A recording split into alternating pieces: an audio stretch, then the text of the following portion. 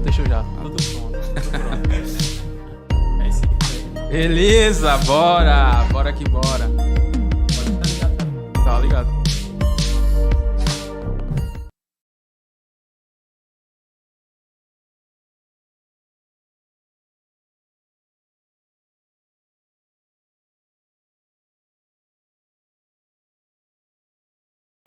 Hoje estou muito feliz porque além do nosso convidado extremamente importante, uma pessoa incrível que eu tive a honra de conhecer e vocês também vão ter a honra de conhecer um pouco da história dele hoje, mas porque hoje nós temos uma plateia aqui especial, né? Não é? Nós temos uma plateia aqui especial com dois convidados também muito importantes, né? Mas hoje, galera, nós estamos com o Gustavo Braga. Gustavo, uma honra te receber aqui, cara. Estamos muito felizes. Saiu finalmente esse podcast, já tá aguardando um bom tempo. E saiu, cara, no melhor momento possível, na melhor hora possível.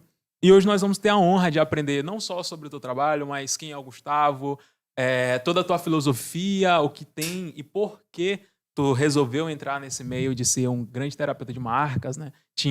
Tem muita história, na realidade, tem muita história e está escrevendo muita história, né? Começo. Isso. Então, antes de passar aqui a palavra para o Gustavo, eu queria lembrar você que é de extrema importância se inscrever no nosso canal, deixar o seu like, deixar o seu comentário, participar com perguntas. Nosso canal está crescendo. Nós queremos bater aí 500 inscritos, não é não, Daniel?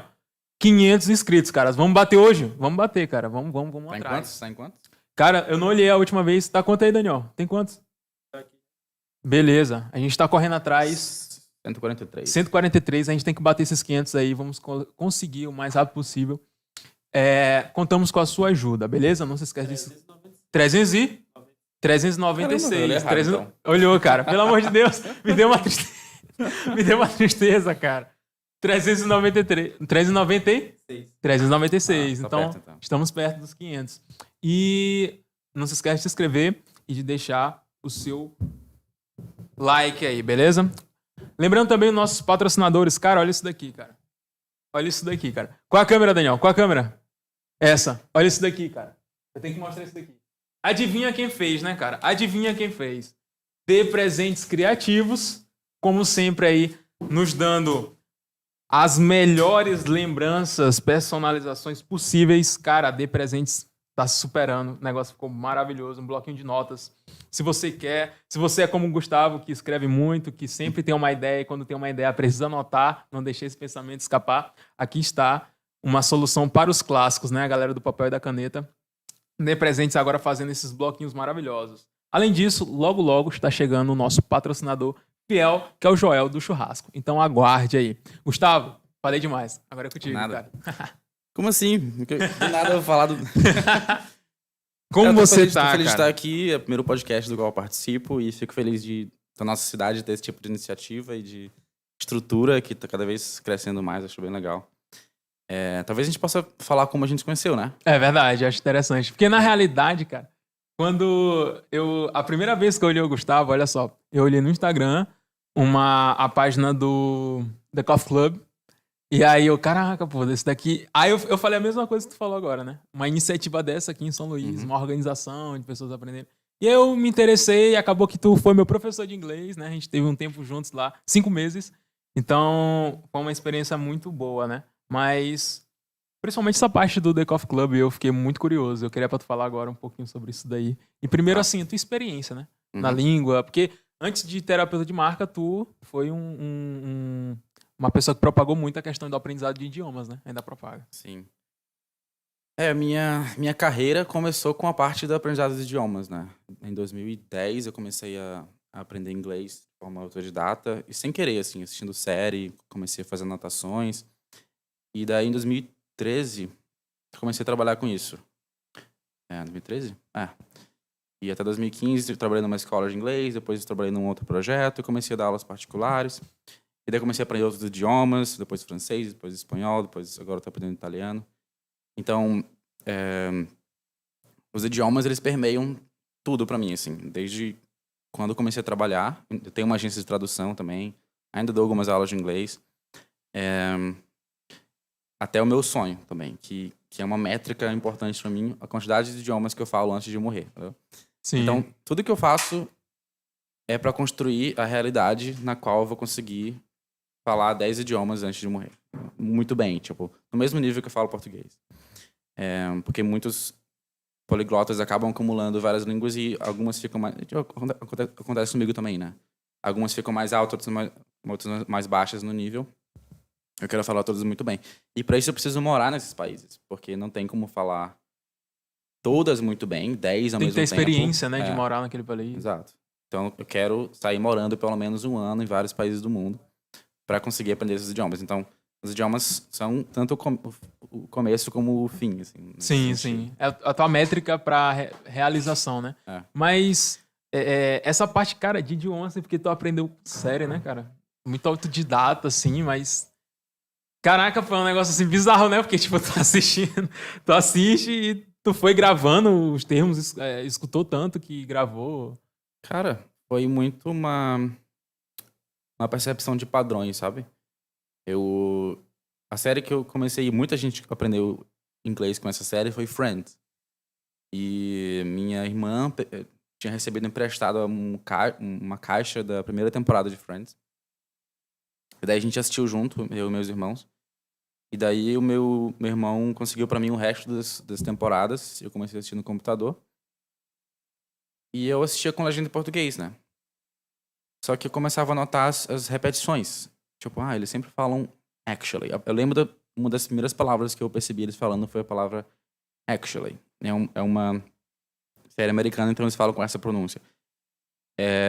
Daí, actually. Aí aparecia na legenda, na verdade, actually, na verdade. Aí comecei a perceber aquele padrão. Putz, actually é na verdade. Mas eu não tinha ideia de como escrevia actually. Sim. Porque eu só via a legenda em português. Mas isso não me impediu. Eu botei no papel. Eu botei completamente... Do jeito que tu imaginou. Do jeito que eu ouvia, entendeu? E comecei a fazer isso com outras palavras. Sempre que eu notava uma palavra que se repetia e eu entendia o que era pelo contexto, eu anotava, mesmo que eu não soubesse como escrever. E daí depois de fazer isso com várias palavras, eu encontrei um livro de gramática. Um livro que era de Cambridge, que minha mãe tinha perdido lá, junto com umas centenas de livros que ela tem, né? E daí eu vi aquela palavra num texto. Aí, essa aqui é a palavra, entendeu? Daí juntou e criou aquela rede neural ali daquela informação. E daí eu continuei fazendo isso, com dezenas de séries e filmes a partir dali. E era mais fácil fazer antes, porque não tinha streaming. Então a gente baixava no computador, né? Sim. Daí eu só deixava bloco de notas aberto, eu criava um bloco de notas para cada série, para cada filme, e ia alternando entre eles, um alt-tab, assim, né? Então pausava a série, trocava o bloco de notas, anotava a série... Notava o que te chamava atenção ali, né? E passava o bloco de notas. A expressão, ou a palavra, e a tradução ou a definição do lado. E continuava, entendeu? Eu não necessariamente, eu quase nunca, na verdade, reviso essas listas. É muito uma questão de mostrar pro cérebro que aquilo é importante. Tipo, putz, se eu parei pra anotar isso aqui, no cérebro pensando, né? Se o Gustavo parou pra anotar isso aqui, deve ser importante. Então, eu vou manter aqui por alguns dias. Inclusive, isso se conecta com a técnica da repetição espaçada, né? Sim. Que se tu repete aquela informação dentro de um período em que a informação ainda tá fresca, teu cérebro aumenta o prazo de retenção daquela informação. Então, se tu anotou uma vez, tu lembra por 3 dias. Se dentro daqueles 3 dias tu vê de novo, rapaz, acho que eu vou lembrar por uma semana. Isso ainda é importante. É muito importante. Aí ele vai estendendo. É uma semana. Se dentro daquela semana tu vê de novo, 3 meses. Aí tu vai repetindo até tu consolidar aquela informação, porque tu provou pro teu cérebro que ela é muito importante. Então, quando tu anota, tu aumenta um pouco esse prazo e tu continua assistindo série. Eu não necessariamente vou naquela palavra de novo e faço os cartõezinhos ou o aplicativo para lembrar aquela palavra. Eu só continuo assistindo a série para que a série repita aquela palavra para mim, aquela frase. Se ela repete muito, é porque realmente é uma palavra muito usada, né? Uma expressão muito usada, né? Uhum. Inclusive, nesse meu aprendizado de idiomas, eu sempre compartilhei contigo, né? Que essa questão de assistir série era algo bem bacana, porque me ajudava a entender um pouco daquele contexto, né? E, cara, não sei o que é uma mágica. Quando tu pega a palavra que ele fala, mesmo tu não sabendo o que é a palavra, mas tu começa a entender pelo contexto, acho que é tipo a aprendizagem de uma criança, né? A criança, ela não nasce sabendo que o nome disso daqui é bloco de notas. Mas de tanto ela escutar a gente falando, ela... bloco de notas, entendeu? É absurdo isso daí, é bem engraçado. E é incrível como a gente não precisa entender algo para saber usar. Inclusive, depois de muito tempo, acho que ano passado, que eu fui descobrir que o meu método de aprendizado de idiomas é o método lexical, que é basicamente de um cara chamado alguma coisa Lewis, que ele percebeu que a língua não é uma gramática lexizada, ela é um léxico gramaticizado, entendeu? Sim. Gramatizado. Ou seja, a gente não precisa saber gramática formal ali, as regras para falar. A gente precisa saber as palavras e frases. E daí a gente usa a gramática para dar uma estrutura para aquilo. E também ele fala de itens lexicais, né? Que palavras isoladas não são importantes, mas não tão importantes quanto itens lexicais. O que é um item lexical? Por exemplo, eu sempre uso esse exemplo para mostrar a eficácia desse método. Talvez eu tenha te perguntado isso já. O que significa a palavra sideral? Sim, sim, você já falou isso daí. Eu me lembro de tu ter usado isso em algum momento, mas eu Uhum. não vem agora o que significa a palavra sideral. Tipo, tu precisa saber o que significa sideral para usar essa palavra numa frase? Não. Então usa numa frase. Espaço sideral. Pronto. Então, o espaço sideral é um item lexical. Eles chamam de chunks, né? É tipo, pequenos pedaços, assim, pedaços de língua que tem um significado. Espaço sideral é um item lexical que tu não precisa nem saber o que significa espaço, nem saber o que significa sideral para usar, entendeu? Sideral significa referente às estrelas. Uhum. Isso ajuda muito em tradução também. O pessoal critica muito tradução, mas eu sempre usei tradução desde o começo e sempre foi muito eficaz para mim. Então, a tradução de espaço sideral não é Space of the Stars ou algo assim. Não seria uma tradução literal. Seria outer space, espaço de fora. Então, se for traduzir literalmente, não funciona. Mas se tu traduz o item lexical, funciona. A tradução de espaço sideral é outer space. Entendeu? Isso daria ser uma boa desculpa pra a questão da legenda. Tipo assim, o cara fala uma coisa em inglês, eu entendo o que ele tá falando em inglês, mas a legenda, ela é diferente do que ele falou, entendeu? Então Uhum. seria basicamente por isso? Sim. Por exemplo, tem a expressão que não chora não mama em português. Sim. Eu não vou dizer isso em inglês. Who doesn't cry doesn't suck a tit, algo assim. Tipo, é, é, é uma é uma outra expressão de outro lugar, com outra alegoria, com outras imagens, com outros objetos, que é The squeaky wheel gets the grease. Até o pessoal que eu te falei do Fabrício e do Guilherme, né? Sim. Eles odeiam que fala inglês. Não fala inglês, Gustavo. Essas coisas complicadas. Mas é parte de mim. E essa expressão significa literalmente a roda que faz barulho leva a graxa.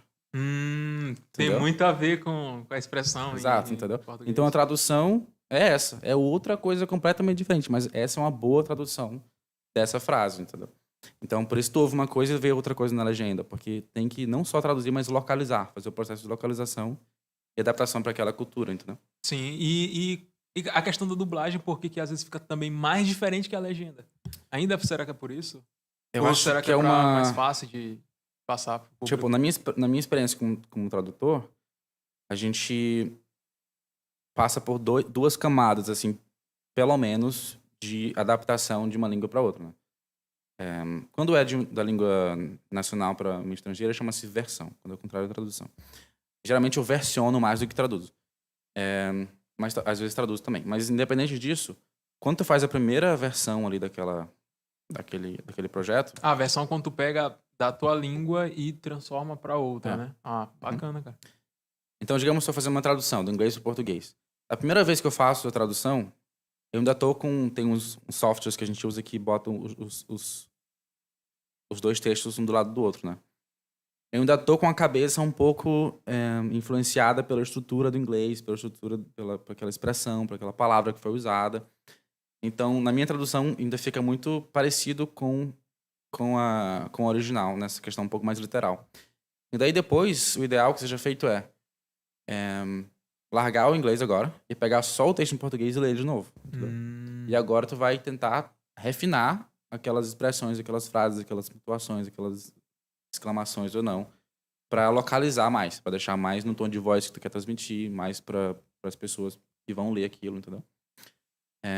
E o que acontece muito em dublagem, eu sinto isso, não tenho completo conhecimento sobre, é que eles param na primeira versão.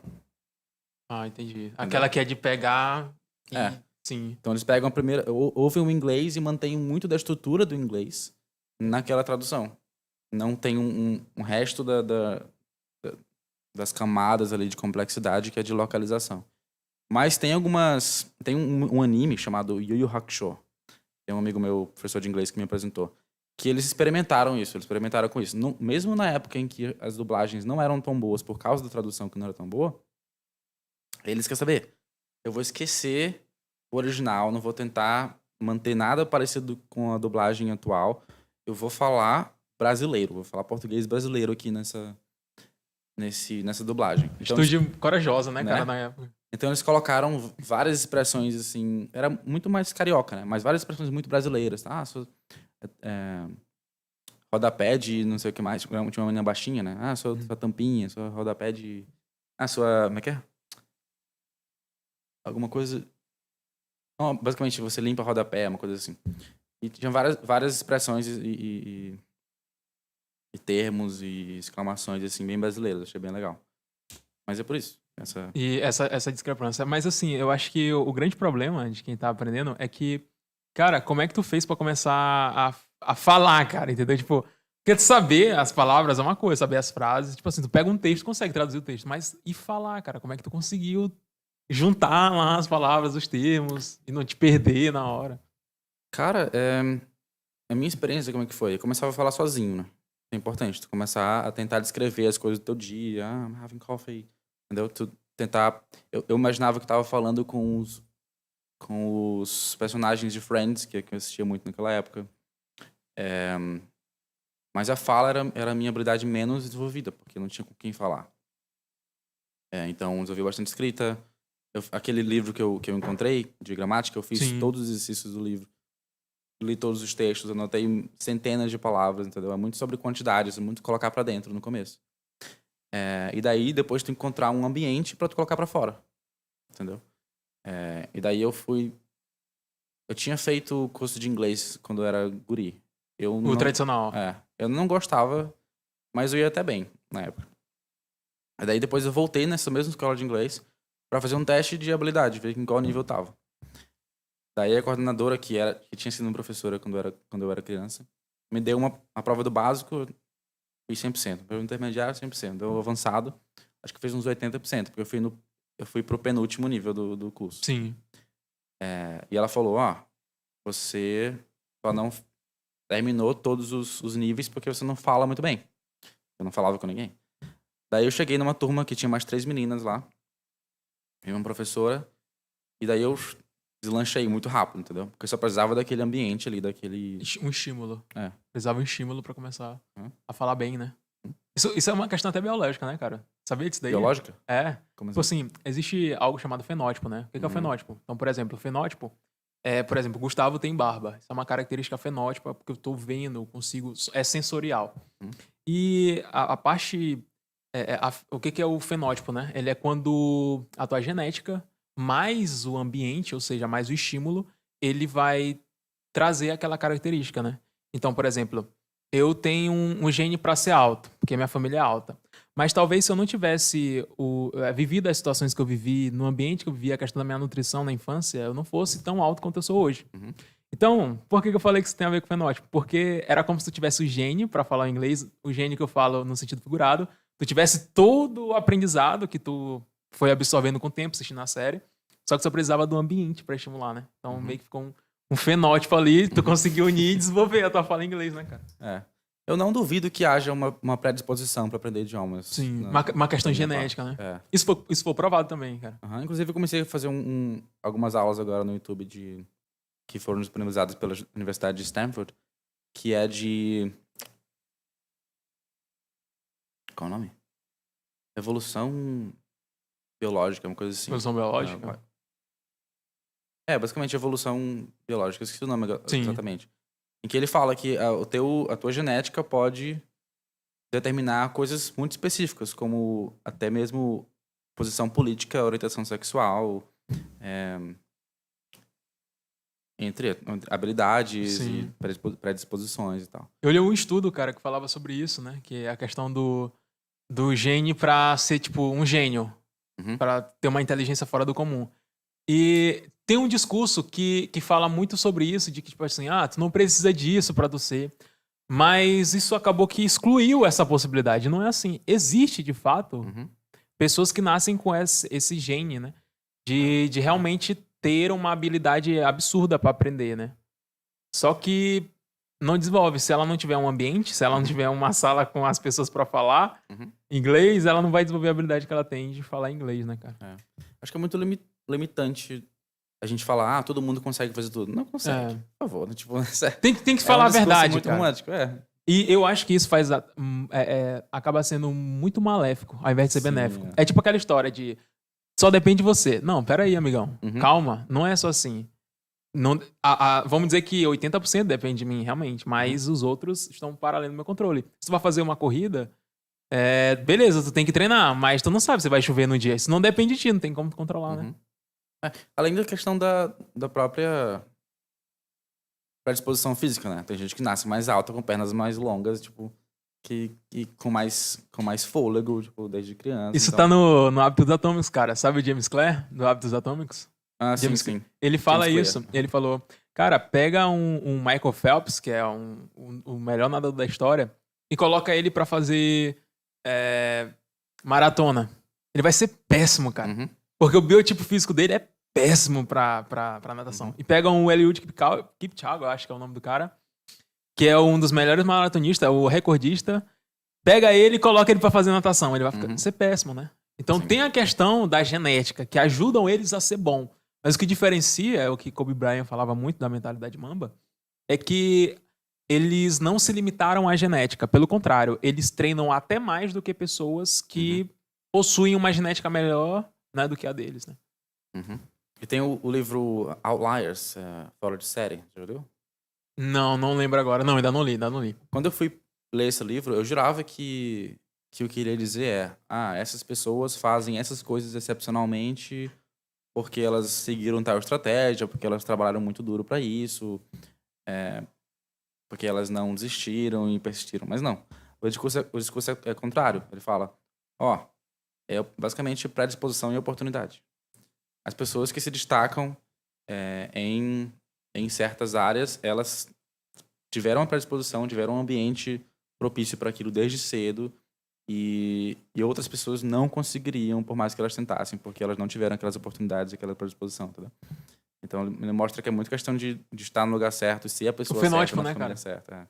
Tu não basta ter só o gênio. Uhum. Tu tem que ter o estímulo do ambiente, cara. Como eu te falei, a questão de ser alto. Se eu não tivesse as vivências, talvez eu não seria alto, né? Talvez eu não ia desenvolver. Sério? Sério, que pode cara. não ser alto? Existe isso, cara. Caramba. Não, tipo assim, é porque tem uma... Os caras são tão loucos porque eles fizeram uma métrica, né? Então, tipo assim, por exemplo, digamos que na minha métrica, no meu gene, era pra eu desenvolver entre 1,75 m até 1,85 m, né? Essa era pra ser minha métrica. Então, se eu não tivesse uma alimentação tão boa, se eu não tivesse as situações que eu passei, talvez eu ficaria no 1,75 m. Uhum. Mas como eu tive a mais, eu fiquei no 1,84 m. Muita perseverança, porque 1,85. Perseverem, pessoas. Perseverem que você chega no 1,84. Pois é, cheguei no 1,84, cara. Faltou um aí pra me chegar no... poxa. É porque a métrica é de 7. Você não acreditou o suficiente. Pô, cara. Era pra me ter feito basquete. Eu sou alto, Eu sou alto. Alta afirmação. Mas é tipo isso, entendeu? É engraçado, mas é basicamente isso. Esse é um dos estudos que fizeram com a questão de genética, né? Mas é isso, né? Tem essa possibilidade, não deixe de existir, entendeu? Legal. E aí tu ficou nessa parte de aprender idiomas. Começou, tu deu aula, né? Deu aula nesse curso depois? Não, nesse próprio curso. Eu comecei a fazer letras, depois eu entrei num outro curso de inglês, fiquei 2 anos lá. Aí fui pra Austrália. Ah, tu foi pra Austrália, cara? É, Caraca, conta a tua experiência, Passei cara. 1 mês lá. Eu fui com minha irmã. Minha irmã falou, o ex-namorado dela tava lá no Ciências Sem Fronteiras, né? Ela falou, eu vou pra Austrália visitar meu namorado. Aí eu também vou. Aí eu... Muito simples, né? Vem aqui na Austrália, rapidinho, pô. Isso era fevereiro de 2014. E a gente foi em junho. Então, em fevereiro eu decidi, aí eu pedi demissão. Eu falei que eu saí, pedi demissão em junho pra ir com ela. E como não ia dar tempo de fazer um curso longo, algo assim, eu resolvi fazer um teste de proficiência, né, que tem um IELTS, que é um dos melhores testes. Daí eu me inscrevi e fiz lá, na Universidade de South Australia, eu acho. E fui bem até, tirei 8 de 9. Nossa. E Pô, fui bem até, né? Pô, tu quase fechou a prova, pô. Como assim foi bom, pô? eu não sei se eu iria tão bem hoje. É sério, cara? Porque eu tava mais preocupado, entendeu? Sim. Em tirar uma nota boa hoje, talvez não... Tinha que tirar uma... vou ter que dar tudo de novo, poxa, que chato. É porque tem que preparar muito pro teste, sabe? Tipo, esse texto aqui tem que seguir exatamente essa estrutura. E tem... Eles basicamente te dão as palavras que tem que usar no texto. É sério, cara? Então é bem muito estudar pro teste, assim, não é tanto estudar inglês, entendeu? Sim. É algo bem mais específico, como se fosse uma prova de escola mesmo, né? E aí tu foi... Porque já pensou em voltar pra lá, cara? E ficar lá, morar lá? Cara, sim, é um país que me atrai bastante, assim. Eu quero ainda morar num país angófono e provavelmente o primeiro vai ser a Inglaterra, mas talvez eu vá para o Canadá ou Austrália também. Quero ter essa liberdade de Cara, a Inglaterra escolher. é um lugar muito bacana, né, cara? Eu acompanho um canal de um brasileiro. Hoje não mais tanto, mas antigamente acompanhava. Não sei se você conhece, é o Vim Finda. Familiar o nome. Ele é um cara que... Ele é mochileiro, né? E aí ele fez uma série, cara. Eu vou pra Inglaterra. Aí ele fez uma... Ele vendia bombom, né? Bombom de chocolate. Uau, nossa. Ele vendia todo dia. Todo dia ele vendia, todo dia. Ele ia pros ônibus, vendia. Tudo ele fazia isso, cara. E aí ele juntou o dinheiro, comprou a passagem, fez os testes, né? Conseguiu passar e foi. Só que ele só comprou... Ele comprou a dívida de volta, só porque... presta assim. Ele comprou a dívida de volta porque a embaixada, ela pedia isso, né? Uhum. Então ele tinha ida de volta. Só que... Mas é de volta... ok, de volta, né? Tá de bom. volta. Eu vou voltar. Amanhã meio-dia eu volto, né? Amanhã meio-dia eu volto. Aí ele foi, pô, e ficou lá um tempão, né? Conseguiu trabalhar, essas coisas todas. E hoje ele viaja o mundo todo, cara. E o que me deixa mais impressionado é que era um sonho da vida dele, entendeu? Eu vou morar em outro lugar. O cara vendeu o brigadeiro, conseguiu juntar dinheiro e foi, né, cara? Então, acho um negócio assim sensacional, né? Uhum. Não te limita, não te limita. Vou crescer até 1,85. 1,85. 1,85, eu vou chegar lá. Hashtag 1,85. Hashtag 1,85. É a hashtag de hoje. Já dá pra usar em um post teu aí, pô. Pronto, 1,85 hashtag aí. 1,85. Foi. Sobre a questão Sim. a gente falou da predisposição. Eu tenho essa predisposição de ser nômade, né? Tipo, desde criança eu tenho essa vontade de viajar ao mundo. Desde adolescente, acho que criança não. Mas viajar ao mundo e aprender idiomas e tal. Não gosta de ficar muito tempo no mesmo lugar? Não gosto. Começo a ficar meio doente, assim. E eu sempre me perguntei, o que veio primeiro? Tipo, eu decidi ser nômade, logo desenvolvi essas habilidades. O que eu quero dizer com habilidades e predisposições nesse sentido? Eu me desapego muito fácil de coisas materiais. Tipo, se eu me mudo, parece que eu nunca morei onde eu morava antes. É sério? Assim que eu cheguei num novo lugar, pronto.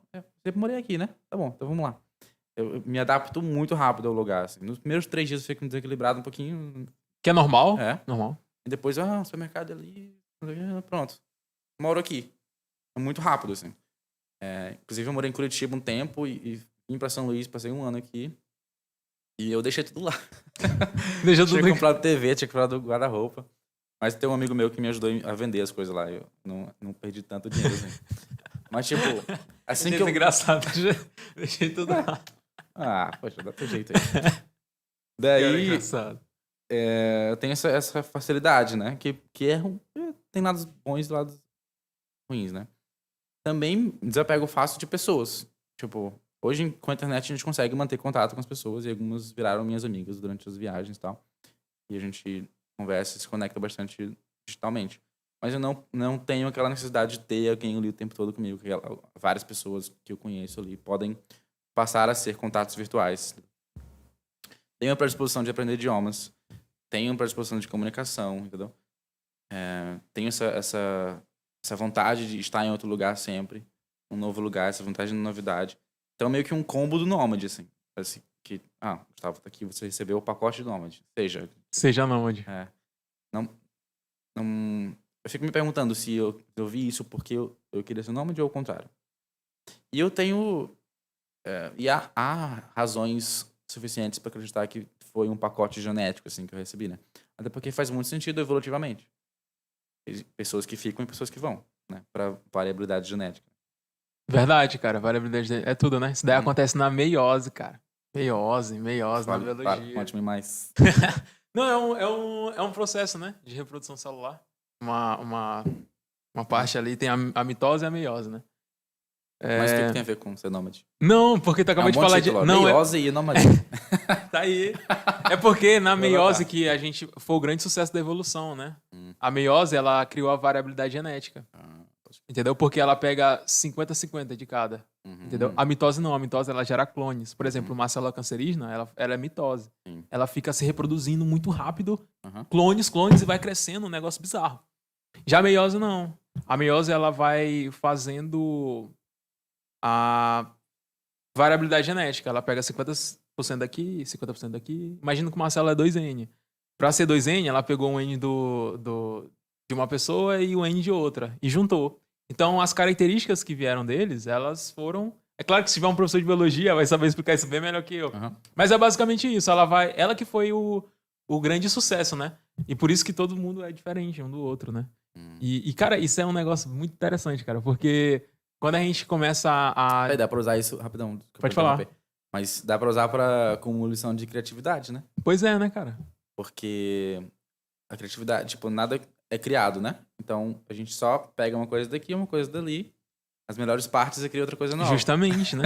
Inclusive, isso é até um provérbio, cara. Salomão dizia isso. Ele dizia que não há nada novo. A coisa mais importante da evolução. Sábio Salomão. Sábio Salomão. Sabes muito. Não, mas ele dizia que não há nada novo debaixo dos céus, entendeu? Então é Eclesiastes, né? Eclesiastes. Não há nada novo debaixo dos céus, entendeu? Porque, tipo, justamente isso. Só vão pegando as coisas e melhorando. Aqui, cara, essa marca aqui, ela é muito familiar, cara. Mostra a marca dele aí, tá pegando, Daniel? Bacana? A camisa dele é a marca. Só vira um pouco, Gustavo.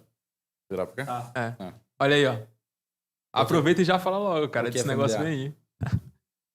Tu pensa que qual marca aí, Daniel? Se fosse dizer assim, qual a primeira coisa que vem na tua mente? Fala aí. Parece o símbolo da Tálamo? A parte de cima, não parece? A parte de cima, é verdade, cara. Dá pra comparar. Essa parte preta. Sim. E o que mais, cara? É aquele bagulho do infinito, né? Caraca, esse bicho ele tá muito viajando, pô. Eu pensei em tudo menos nisso, cara. Sim, verdade, pô. Cara, quando eu olhei isso daqui, a primeira coisa que eu pensei foi na Pepsi, né, cara? Não parece? Se tirar a bolinha, né? Parece. De lado, inclusive, uma das melhores postagens que tu fez, cara, que eu até hoje tenho esse post lá, foi tu pegando, falando um pouco da Pepsi, né? E uma propaganda que ela fez, ela colocando o símbolo dela, tipo, no Burger King, juntando as partes sim. Saía o desenho dela. Magnífico. Né? Pegou o Burger King, colocou lá, pegou várias outras situações e colocou a marca dela aparecendo, né, cara? Isso é um negócio, assim, absurdo, né, cara? Porque a criatividade que esses caras tiveram, né? E essa tua marca aí, cara, de onde veio? Tu consegue enxergar o que é? Sim, eu sei porque eu te acompanho, né? Mas, tipo, Daniel, tu consegue ver o que é isso aqui? Tipo, não dá pra identificar nem um pouco. Parece um sol com... Tá chegando perto, não deixa de estar chegando perto, né? Faz sentido, é legal. Horizonte, sol com uma praia. Ó, isso aqui é um olho. Tem uma boca aqui. Que animal tu vai imaginar agora aí? Uma baleia. Uma baleia. Então, isso aqui foi uma logo que, assim que eu descobri a baleia como meu arquétipo principal da minha marca, essa logo meio que vinha pra mim o tempo todo. Eu tava rabiscando ela um círculo, uma curva e alguns risquinhos. Pega muito fácil, né, cara? Pega muito fácil, né? Muito fácil de memorizar. E assim que eu publiquei essa logo, o primeiro vídeo que eu botei foi como desenhar uma nova logo. Eu botei o passo a passo. Um círculo, uma curvinha, algumas linhas e uma bolinha, entendeu? E a baleia azul é o meu principal arquétipo de marca. E ela significa ser gigante sem diminuir ninguém. Eu descobri ela numa fase em que eu tava muito em dúvida de qual dos meus personagens seria proeminente. Né? Peraí, só te interrompendo. Pra galera que a gente começou a falar de marca agora, acho que ficou meio... Então, tava falando de internet, de genética. Meiose. Cara, conta tipo, o antes, né? Pra poder chegar até na marca, né? Então, deu aula de inglês, começou, teve outros projetos também, como o The Coffee Club, né? Também, bacana. Legal, criou um suspense. Já ele vai falar um pouco mais. Aprenda. Como fazer amigos para pessoas. Meu amigo. Certo, na história. Então, eu dei aula de inglês por 2 anos numa escola, depois num projeto da UFMA. Daí eu descobri em 2015, né, um ano depois de ir para a Austrália, o marketing digital. Comecei a ver uns vídeos, muito com o Murilo Gun e Érico Rocha no comecinho ali, e também tinha aquele cara do cabelinho amarrado, Goff, Gabriel Goff. Então foram os princípios ali do marketing digital no Brasil. E daí eu comecei a me interessar por aquilo, minha irmã também se interessou, a gente comprou a Fórmula Digital e lançou um curso de comédia. Do nada. Um curso de comédia, pô. O primeiro curso que eu já lancei na vida foi um congresso, chamava-se Congresso Nacional de Escrita Cômica. E a gente fez um lançamento que chama-se Hiperlançamento Semente. E tem um lançamento semente que é um lançamento para tu testar uma oferta ou um produto, entendeu? Que tu vende antes de tu criar. E esse é o Hiperlançamento Semente, que é um congresso online, que tu pega vários palestrantes e lança palestras gratuitas ao longo de uma semana inteira. E no final tu vende essas palestras com alguns bônus. E a gente conseguiu 17 comediantes do Brasil. A gente até conseguiu falar com alguns bem importantes, assim, que ajudaram a gente a conseguir esses contatos. Inclusive, falei com vários comediantes famosos nessa época. Falei com os Barbixas, falei com o Porchat, falei com... Falou com o Porchat, cara? Falei com o Murilo Couto, falei com o Afonso Padilha, falei com o Fábio Lins. O Fábio Lins ajudou bastante a gente nesse processo. Com o Gama, o Ed Gama. Caraca, pô, tu falou com os monstros, né, da comédia aí. Isso é muito legal. Uma das principais lições que eu adquiri desse lançamento foi a de que se tu tem um porquê, tu não tem medo de falar com as pessoas, entendeu? Tipo, eu tenho um motivo pra falar contigo, então eu vou falar. Se eu mandar só um oi pra um famoso, oi, eu te adoro. Que não tem nada ali, entendeu? Sim. Não faz sentido.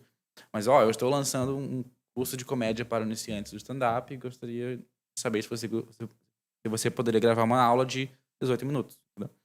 Então, tinha uma coisa pra falar, eles respondiam, não posso. A maioria não pôde, né? Mas eu falei. Tu teve a coragem, né, cara? Eu tinha um contato, tem um WhatsApp deles até hoje lá mesmo, não falando mais nada, mas eu entrei em contato, foi legal. Daí a gente fez esse curso e atraiu bastante gente, teve 600 aplicações. A gente fez uma coisa bem profissional, assim, contratou os softwares, fez tudo bonitinho, seguiu todo passo a passo. E no final a gente vendeu muito pouco, a gente vendeu 6. Só que era um pouco que a gente achava que era pouco. Um ano depois eu percebi que não era pouco. Eu percebi que era o começo. Sim. Porque a gente criou um produto inteiro, pô. E ainda foi pago pra isso. A gente pagou os softwares ali. A gente pagou os custos, basicamente. Mas, pô, a gente criou um produto inteiro de graça e um relacionamento e 600 pessoas se inscreveram. Agora é só relançar. Já tá o produto pronto. Lança de novo, entendeu? A gente não fez isso, a gente não lançou de novo. A gente deixou de lado.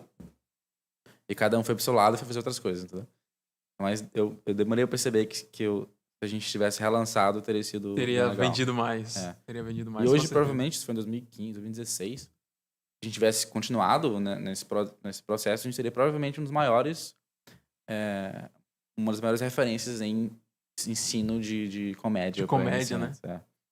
Tem um público hoje que quer muito isso, né, sim, cara? Sim. O público quer muito isso. Ainda mais com o TikTok permitindo, o TikTok, né? Enfim, essas redes que elas propagaram muito, muita gente ficando famoso por conta disso, né? Então acho que hoje seria bem interessante, cara. Tá aí. Um curso de comédia, quem sabe, né? Volta aí. Já tem alguns, inclusive o Afonso Padilha e outros parceiros dele lançaram um de comédia. Tem o próprio Whindersson também lançou um dele. Então algumas pessoas já acordaram para isso. O próprio Fábio Lins também lançou o próprio dele. Então já tem bastante gente cobrindo essa demanda e não é um nicho tão grande. Então com ele já cobre, assim. Sim. Provavelmente não tem tanto mercado mais para isso.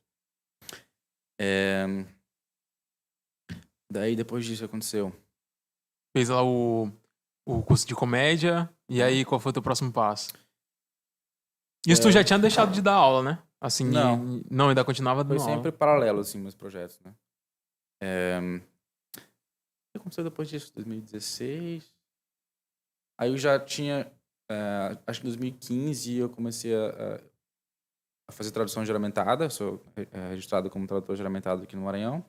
Então daí eu comecei a aceitar outros idiomas também. Criei uma agência de tradução, então já recebe trabalhos de vários idiomas e repassa, delega para tradutores fazerem, revisa.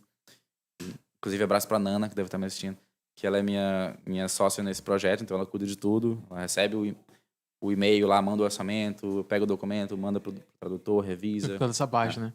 Cara, eu já entrei em contato com ela, a gente boa demais. Ah, é? Quando, na época das aulas, Uhum. pois é, ela que organizava essa parte toda, era bacana. A gente boa demais, um abraço pra ela aí. Bonita. E daí tem essa agência de tradução que foi crescendo. Daí isso é um projeto. Daí a aula de inglês, sempre uma coisa que eu dei assim em particular. Aí daí deve ter alguma coisa no meio aí desses dois capítulos, mas teve o The Coffee Club. O The Coffee Club surgiu assim. Ah, tá aí, teve uma coisa que teve no meio. Eu com minha irmã, minha mãe e mais um sócio da gente, a gente lançou a 4, que era uma empresa de cursos livres e também que intermediava pós-graduações de uma faculdade do interior aqui para São Luís. E a gente funcionou por 2 anos, lançou cursos de educação musical, de língua inglesa, de educação infantil e psicomotricidade. Foi bem legal. Eu trazia muito essa questão, eu e minha irmã principalmente, de experiência. A nossa palavra-chave era abraço. A gente abraçava todos os alunos quando chegavam no dia da aula e eles gostavam muito desse diferencial da gente, muito familiar, muito próximo. Algo bem família, né? Falando o nome de cada pessoa. E daí, minha mãe seguiu sozinha nesse projeto e a Paula começou a focar mais na questão de psicologia, que ela trabalha hoje com a Paula, minha irmã, né? @poderosamente resolvida, sei com ela. Ela foca em relacionamentos, ela é terapeuta de casal e também individual para foco em relacionamento. E daí, durante o trabalho com a 4, a gente fez uns cursos de diferenciação. Sim. Tem um cara que é mestre nisso aqui no Brasil, que é o Pedro Superti. A gente comprou um curso dele e é sobre criar experiências diferentes, criar coisas interessantes. Como assim diferenciação? Em que sentido? Diferenciação é a promessa principal dele é não competir por preço, sabe? Tipo, tu vai vender uma caneca, mas a tua caneca vai ser R$100, enquanto a caneca do teu concorrente é 50, mas as pessoas vão querer comprar a tua de R$100. Sim, entendi. Entendeu? Basicamente, o que ele vende é branding, só que ele se diferencia até no que ele vende. Tão diferente. Então ele não usou a palavra branding, porque é uma palavra que é um pouco abstrata demais. E muita gente associa só a questão visual. Então ele não usou, nunca fala a palavra branding, ele fala a palavra marca, no sentido de empresas e tal. Mas ele fala diferenciação. E a gente comprou um curso dele e ele fala dessa questão de colisão de mundos, que é uma coisa que eu chamei assim, né? Ele não fala esse termo. Ele fala que a forma mais fácil de se diferenciar e mais eficaz é pegar uma coisa que funciona em um nicho e aplicar o teu. Sim.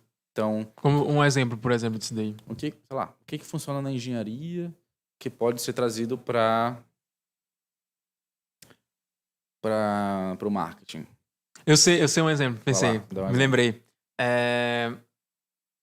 O que o McDonald's fez? Ele pegou o conceito de pit stop da Fórmula 1, né? E aplicou no ramo de comida, cara. Então ele colocou cada pessoa para fazer uma única função. Sim. E prestar atenção naquilo. Então eles aumentaram, na verdade diminuíram consideravelmente o tempo para produzir um alimento, né? Tanto que no filme Fome de Poder, e se você quiser depois assista, é muito bom esse filme. Conta a história do McDonald's. Eu vi esse filme. O cara, ele chega lá e pede, né? Eu quero o McDonald's. Aí ele vai, dá o dinheiro. Aí o cara, aqui, senhor. Ele não. Aí ele pega o McDonald's, né? Ó, moço. Aqui, ó. Aí, uma pessoa que tava assim do lado, aqui, ó. Daqui. Aham. Aí, não, cara, eu já tô comendo o meu aqui. Aí ele, não, eu acabei de pedir, cadê? Já tá com o meu lanche? Aí ele ficou tão incrédulo que ele, não, tem alguma coisa errada. Ela, não. Aí a moça sorrindo pra ele, né? Cara, eu tenho que conhecer daqui. Ele ficou lá até conhecer, enfim, depois vocês vão saber quem é esse cara na história. Uhum. Mas é isso, né? Pegou uma parte, algo do pit stop e levou pra um ramo alimentício, né? Sim. Daí, isso que eu chamei de colisão de mundos. Isso eu tô contando porque influenciou muito na ideia do The Coffee Club. Na época que eu criei o The Coffee Club, o que é o The Coffee Club, né? O conceito. É basicamente falar inglês em cafeterias. Então a gente se encontrava uma vez por semana para falar sobre tópicos intelectualmente estimulantes em inglês numa cafeteria. E começou lá no Doc Brown, que é de onde que é o lugar que mais me educou em relação ao café. Inclusive, abraço pro Doc Brown. O Thiago. Queremos ele aqui, né? Queremos aqui. Chama o Thiago. Já vou chamar cá, o Thiago pra cá, do Doc Brown, né, cara? Muito falado o Doc Brown, né? É falado, pô, muito conhecido. Legal. Já pensou o cara vir aqui? Pô, uma honra São receber. pioneiros aqui no Café Especial. Então já fica o convite se eles estiverem assistindo a gente. Uhum. Vamos entrar em contato. Vamos ter essa honra. E daí eu tava trabalhando num projeto com um amigo meu de dropshipping. Dropshipping é basicamente tu vender uma coisa da China sem precisar ter estoque. Cria uma loja e a pessoa compra na tua loja e automaticamente um armazém na China recebe aquele pedido e envia para a pessoa diretamente. Daí a gente estava testando, trabalhando nisso, investindo nisso, e eu precisava fazer grana em outro projeto, entendeu? E eu tinha parado de dar aula de inglês nessa época. E para esse projeto, a gente precisava de um designer. Eu faço algumas coisas de design, inclusive fiz essa logo aqui. Mas seria legal ter uma pessoa dedicada e profissional para isso. Daí uma amiga minha chamada Renata falou, Gustavo, eu tô precisando de aula de inglês e em troca eu faço uns designs pra ti. Daí, era lá no Black Swan, né? Que ela tinha uma startup lá com o Pedro. E eu fui lá dar aula pra ela e acabou que o Pedro entrou junto. O Pedro é publicitário e copywriter. E começando a dar aula pra eles e tal, a gente teve uma ideia de criar esse projeto. A gente pensou em vários nomes. Pensou The Breakfast Club, pensou The English Club, algo assim. E o Doc Brown tava começando, né? Acho que tinha acabado de abrir, ou ia abrir em breve. Já conheci o Thiago, que estava sempre por lá. E a gente teve essa ideia de trazer um café nos sábados no Doc Brown, enquanto a gente falava inglês. Aí fui falar com o Thiago e perguntei para ele qual era o dia que tinha menos demanda. Tinha menos pessoas lá, né? O dia que ele queria que tivesse mais gente. Ele falou que era no sábado. E Caraca, perfeito. Né? O que é perfeito, porque para escolas de inglês, geralmente, é o dia que tem mais demanda. Mais demanda. Uhum. Sábado. Então se encaixou perfeitamente. Daí a Renata criou o logo do The Coffee Club, criou toda a identidade visual, a gente criou a experiência lá e eu criei 3 vídeos de anúncio. E daí nesse anúncio eu falava basicamente, ei, você entende o que eu tô falando? Porque era focado em intermediário. Eu sempre adorei falar com pessoas que já falam o idioma. Ia tirá-las do intermediário para avançado, sabe? Daí eu começava o vídeo assim, ei, você entende o que eu tô falando? Se você entende, eu tenho mais 2 perguntas para você. Você gosta de café, de conhecer pessoas novas? Se você também disse sim para essas 2 perguntas, eu tenho um convite para você, que é o The Coffee Club. O The Coffee Club é um grupo em que a gente conversa com pessoas novas, pratica inglês e aprende... Já foi bem específico o público que tu queria, né? Uhum. Daí, para participar, só que você precisa saber clicar aqui embaixo, fazer a sua aplicação, e se você for aceito, não botava a questão de aplicação, a gente vai te enviar um convite e você pode estar aqui com a gente no próximo sábado. Mas aproveite, são só 15 vagas e tal. Então, fez todo o marketing, né? Eu lembro que eu pratiquei muito esse texto. Imagina. Eu conseguiria falá-lo todo de novo agora. E daí acho que teve 19 aplicações na primeira semana. E eu comecei a fazer o teste, né? Eu fazia um teste com cada pessoa, pedindo para ela combinar 2 coisas. Porque o The Coffee Club surgiu da combinação de 2 coisas. E como a gente falou da meiose, basicamente como a criatividade funciona. Pegar uma coisa e combinar com outra. E na aplicação eu perguntava algumas coisas. Qual é a sua profissão? O que você mais gosta de fazer no tempo livre? Em que países você já visitou? Entre outras coisas. E eu pegava alguma dessas coisas ali e juntava com outra. Por exemplo, digamos que a pessoa é engenheira e ela gosta muito de rock. Aí eu perguntava pra ela em inglês, qual é a conexão entre engenharia e rock. Me explica isso em 1 minuto. Daí a pessoa tinha que me enviar um áudio de 1 minuto me explicando a combinação entre Engenharia e rock. É. É bizarro, né? E é... Já pensei em uma coisa aqui, cara. Já pensei, Já não tem pensou? jeito. Já pensei, é. Peraí, eu já quero saber a tua resposta. Mas a ideia era... Porque no intermediário a pessoa já consegue expressar sua opinião. E expressar a opinião é pegar um lado, pegar o outro e criar a sua própria versão daquele fato, daquele conjunto de fatos, né? E disso saíram várias respostas interessantes. Por exemplo, o Lucas, que é um aluno meu que inclusive está na Inglaterra agora. Ele foi morar agora lá. E eu perguntei para ele qual é a combinação entre astronomia e cerveja, que são duas coisas das quais ele gosta. E ele falou das nébulas, que são, parece que 80% álcool. Tipo, Sim, do nada. foi uma resposta simples e objetiva e perfeita. Assim. Teve a Anne, uma vez que eu perguntei pra ela qual é a combinação entre química e música. E ela falou da respiração, que é um processo químico que é essencial pra cantar. Entendeu? Putz, magnífico. Então, a pessoa me mandava esse áudio e eu percebia se ela estava no nível ou não, e aprovava ela ou não, e mandava convite se ela tinha sido aprovado. Bem seletivo, né, cara? Daí ela vinha e se juntava a gente no próximo sábado e vivia com a experiência, e depois eu fazia a venda pra ela. E daí ficou acho que uns 6 meses presencial, veio a pandemia, a gente foi pra online. Foi legal online também porque a gente pôde expandir a quantidade de convidados que a gente recebia. Porque a gente teve convidados da Argentina, do Peru, da Inglaterra, da Austrália, do Brasil, do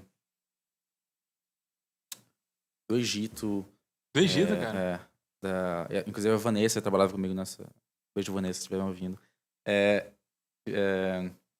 Ajudou muito nesse processo, porque ela conhecia muita gente de muitos países. E a gente trouxe vários convidados legais. Da Itália. Vários, acho que uns 12 ou 13 países, assim, diferentes. Tanto que eu fiz uma amiga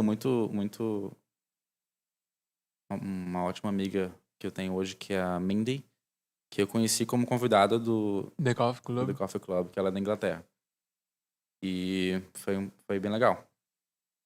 E daí a gente acabou, eu resolvi encerrar agora em fevereiro desse ano, porque não tava tão mais... Eu não tava mais tão animado a continuar tanta experiência, assim.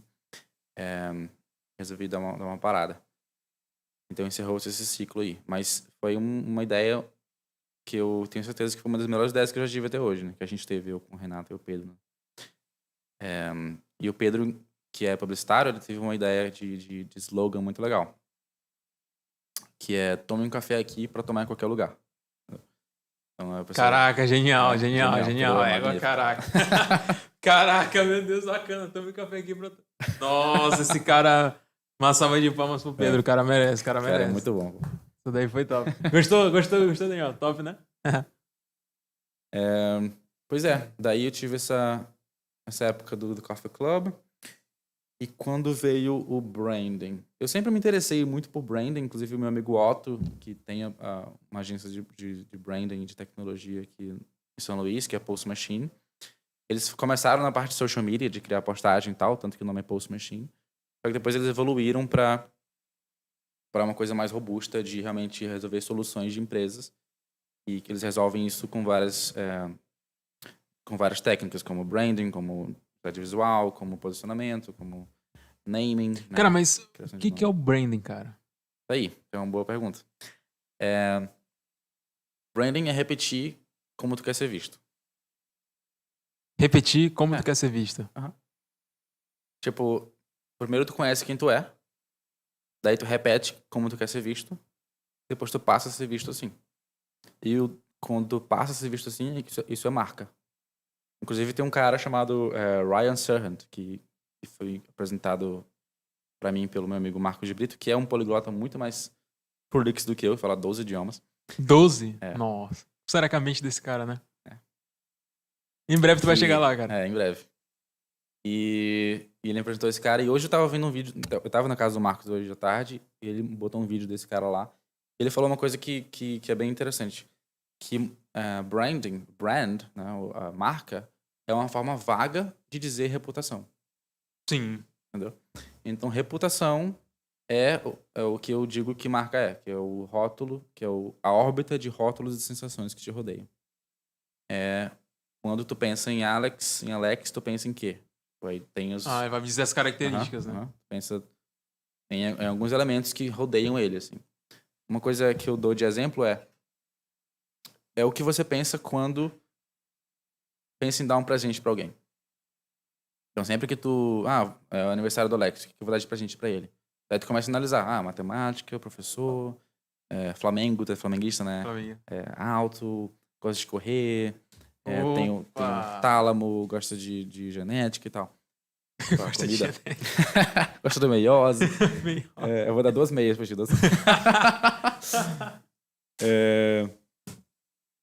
Daí, esses rótulos e sensações que eu acesso quando eu penso em te dar um presente são tua marca. Entendeu? Sim. E o branding é a repetição dessas coisas para que elas cheguem nesse ponto de ser marca, né? E eu faço um paralelo com um foguete e a órbita, né? Tipo, a órbita tá ali ao redor do planeta, só que para chegar lá precisa de um foguete. E o foguete é o branding. Então, como assim? Se eu digo que eu gosto de azul, mas se eu digo só uma vez, eu gosto de azul, viu? Aí depois nunca mais falo, nunca vai chegar na minha órbita. Porque é um foguete sem força ali, entendeu? Então eu tenho que falar muito. Gosto de azul, gosto de azul, gosto de azul, gosto de azul. Tenho que botar na minha identidade visual, colocar nas minhas postagens, colocar no meu stories. Tenho que falar, tenho que interagir com aquilo.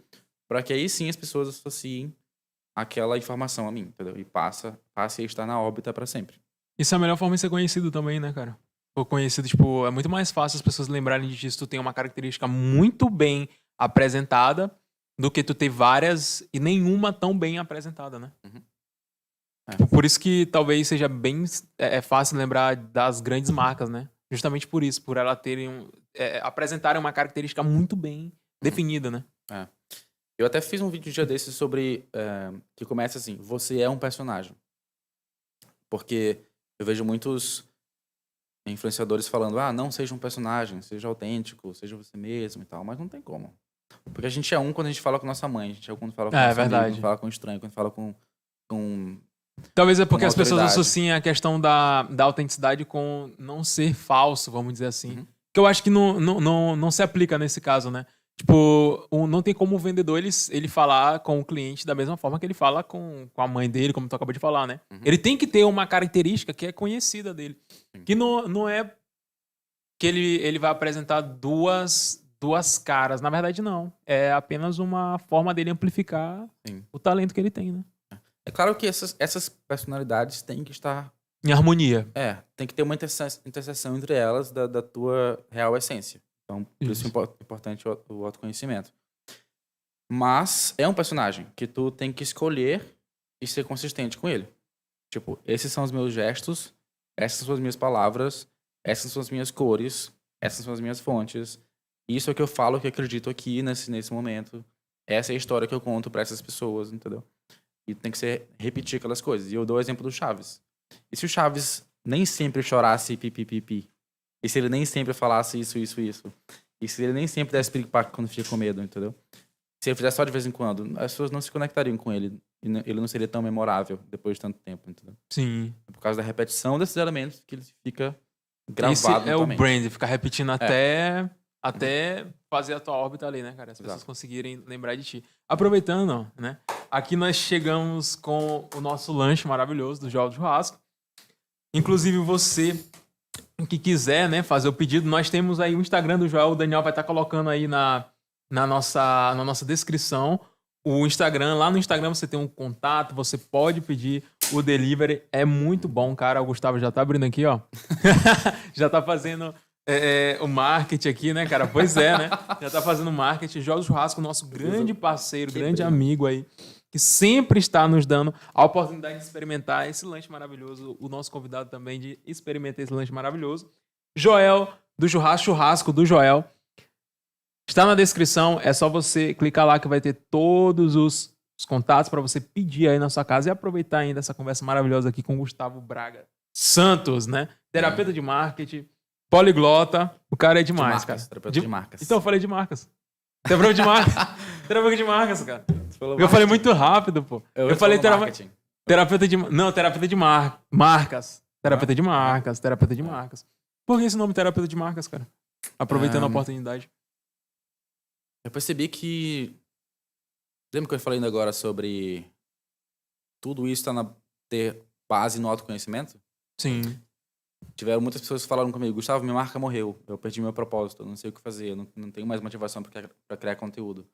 Inclusive, hoje eu falei com uma potencial cliente, que é uma amiga minha, a Isadora Ávila, que ela veio assim, Gustavo, eu tô com uma crise existencial, não sei mais como tocar minha marca para frente. E as ferramentas de branding incluem muitas ferramentas de autoconhecimento. Entender o teu porquê, entender... Propósito. Teu propósito, entender uma palavra que resume tudo o que tu faz, que tu acredita, entender teu tom de voz, os teus arquétipos de marca, as tuas inspirações, as tuas audiências principais, né, teu público, teus principais valores. E ter essa base ajuda muito a pessoa a se reorganizar e ter uma direção. Porque a pessoa ela só fica triste com uma evolução lenta quando ela não tem certeza de que está na direção certa, sabe? Isso é uma grande verdade, cara. Isso é uma grande verdade. Tipo, porque se tu sabe que tá na direção certa, uma curtida já te deixa feliz. Se tu acertar uma besteirinha a mais, tu já fica feliz. Isso é uma frase, eu sempre digo muito essa frase, eu gosto muito dessa frase. Ela é de Abraham Lincoln. Ele dizia que ele nunca tinha visto ninguém se perder em uma estrada reta. Então, o que isso quer dizer, né, cara? É que quando tu tem um objetivo bem definido, tu pode até ir devagar, tu pode correr, ou tu pode até rastejar. Mas tu vai estar avançando pra chegar no teu objetivo, na estrada reta. Não tem curva. Tu tá indo no teu objetivo, cara. Isso é justamente a ideia que tu falou da terapia, né? De trazer isso de novo pra essas pessoas. Então, eu criei um processo que eu uso 5 ferramentas chamadas Elixir, a jornada, o cajado, a artéria e altar, que entregam diferentes benefícios. Então, o Elixir é a base, é o autoconhecimento, tu alinhar ali, criar a fundação. A jornada, eu uso o storytelling para refinar a tua mensagem, deixar ela absurdamente clara, e te posicionar como guia, que vai ajudar o cliente, que é o herói daquela história, a chegar a um próximo passo, a um próximo nível. O cajado é justamente para definir como tu quer ser visto. A gente tem que falar muito desse elemento mais tarde, que é o Primal Branding, que é uma ferramenta magnífica, que eu explico mais tarde o que é. Beleza. Mas ela basicamente te ajuda a definir como criar esse personagem, sabe? Tu tem que escolher qual é o personagem. Tá bom, então quem é o meu personagem aqui? Que história eu vou contar? Que cores eu vou usar? Esse personagem. E daí a artéria, que ajuda a pessoa a criar uma série de 24 conteúdos em 4 categorias: conexão, entretenimento, posicionamento e autoridade, em que ela vai justamente pegar tudo dessa base que a gente fez antes e repetir, que é o branding. Pegar aquelas cores, colocar aqui, pegar aquela história, contar aqui, pegar aquela ideia de conteúdo, botar aqui na autoridade. E vai criar 24 dias de 24 postagens para dar um filtro na audiência e te colocar na direção certa. E o altar é para criar experiência. O altar é uma alegoria de... O primeiro passo do altar é o primeiro olhar e o último é o casamento. Sim, entendi. Essa pode dar união. Top, cara. Interessante. Então, eu criei esse processo que dura 3 meses de terapia de marca. E às vezes eu faço um pacote reduzido, que é uma consultoria de conteúdo, uma criação só do produto, algo assim. Mas quando a pessoa faz todo, é bem legal, fica mais sólido. Sim. Aí, como é que funciona isso? São encontros semanais? Ou já são aulas já gravadas? São encontros, né? São dois encontros por semana, ou um encontro de 2 horas por semana, e dura 3 meses. Daí a gente faz essa primeira base no começo. Cara, mas só te interrompendo, essa ideia do Elixir, cara, da onde tu pegou essa palavra pra representar a base? Eu me lembro que Elixir é muito usado, cara. Não sei se alguém joga aí, mas na época de Clash of Clans tinha... Não sei, acho que tu conhece ela, sabia disso? Ele é um elemento, é um elemento do jogo, né? O Elixir é um elemento do jogo também no Clash Royale. Era um elemento do jogo. Como é que tu pegou essa palavra? O que ela significa, assim, pra falar a verdade? Eu sempre tento trazer um pouco de alegoria para as coisas, né? Inclusive, é um trabalho filosófico, né? Descobri em 2020 que uma das definições de um filósofo é encontrar alegorias para lições do dia a dia. Tanto que tem a alegoria da caverna, né? É uma lição. Uma lição. Você pode explicar de forma abstrata ou de forma concreta, com imagem. E o filósofo pega isso e transforma numa imagem. Então, sempre tento deixar concreto o que eu ensino através de alegorias. E eu não queria só que fosse a essência da marca. Eu queria que tivesse um nome, o Elixir. Conheça a sua essência. E a essência, o Elixir é uma essência de algum material. Sim. Né? De alguma substância, né? E, por exemplo, o Artéria compartilha substância. E o Artéria por quê? Porque eu acho que faz parte da marca também a pessoa escolher um formato. Então, eu gosto muito de fazer carrosséis. Daí, eu tô fazendo agora mais Reels também. Então, peraí. Por que artéria? Sim. Porque tem 3 tipos básicos de vasos sanguíneos no corpo, né? A artéria, as veias e os capilares. Então, tu vai criar 80% de conteúdo capilar. Conteúdo de quantidade e de baixo fluxo, como os capilares são. Muitos de baixo fluxo sanguíneo. As veias são menos, de conteúdo mediano, e as artérias são poucas e de muito fluxo. Então, por exemplo, carrossel pode ser um conteúdo artéria, que é um conteúdo que pode ser muito profundo, dá pra colocar muita coisa ali, e que é feito de vez em quando. Digamos, uma vez por semana. Esse conteúdo aqui, por exemplo, de vocês, é um vídeo de 2 horas, né? É um conteúdo artéria, que pode ser dividido em outros conteúdos veias e capilares. Os cortes. Um conteúdo veia também pode ser um vídeo mais longo ali, de 2 minutos, 3 minutos. E um Reels também, por exemplo, pode ser um conteúdo capilar, que depois você consegue criar rápido. Pode também fazer aqueles prints de stories, pode criar muitos e muito fácil, entendeu? Sim. E é muito importante ter essa subdivisão, porque quantidade é muito mais importante do que qualidade no começo. Inclusive, tem um experimento que um professor de fotografia de Stanford, eu acho, ele fez com os alunos. Tem no livro Hábitos Atômicos de James Clear. Tem. Ele... Conta aí pra gente. Cara, aproveita pra tu ir logo experimentando hambúrguer, cara. O experimento foi o seguinte. Inclusive, eu até compartilhei isso no Instagram, cara, essa semana. Eu fiz um videozinho falando um pouco sobre isso pra, sei lá, às vezes ajuda muito, né? As pessoas. Tem pessoas que só precisam de um empurrãozinho pra começar. Mas é basicamente assim. Um professor de uma universidade americana, do curso de fotografia, ele dividiu a turma em 2 grupos. E nesses 2 grupos, ele ia definir a nota pelos seguintes critérios. No grupo A, eles precisariam tirar uma foto todos os dias. Daí, no final dos 6 meses, eles iam ganhar por quantidade de fotos. Já o grupo B, eles iam ganhar por qualidade. Eles só precisariam tirar uma foto nesses 6 meses.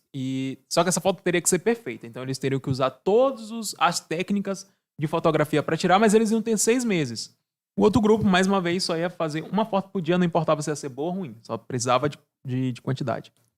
No final dos 6 meses, as maiores notas ficaram com os grupos de pessoas que precisavam tirar apenas uma foto todos os dias.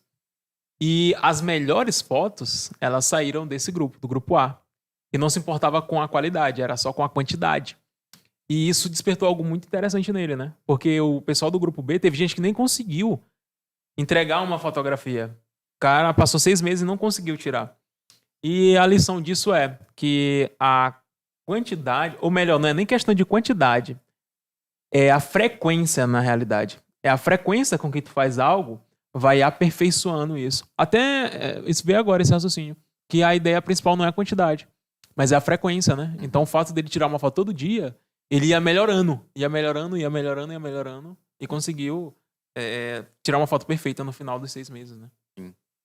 Isso se conecta com o que a gente falou antes de começar aqui sobre a importância de saber, né? Ao invés de saber. É muito mais importante a pessoa saber aprender, saber fazer, saber experimentar do que tentar magicamente saber como fazer ou se lamentar por não saber ainda. Sim. E tem uma frase que eu acho magnífica, que eu sempre repito para os meus clientes e para quem está começando principalmente. Para quem não sabe o que falar. Você não sabe o que falar porque você não está falando. Nossa, é verdade. Tipo, essa é uma frase magnífica, porque é do Leandro Aguiar, essa frase. E a gente ignora muitas vezes que a expressão é uma das melhores formas de autoconhecimento. Inclusive para idiomas, né? Tipo, quando tu tenta falar uma frase, é que tu percebe que tu não sabe alguma coisa.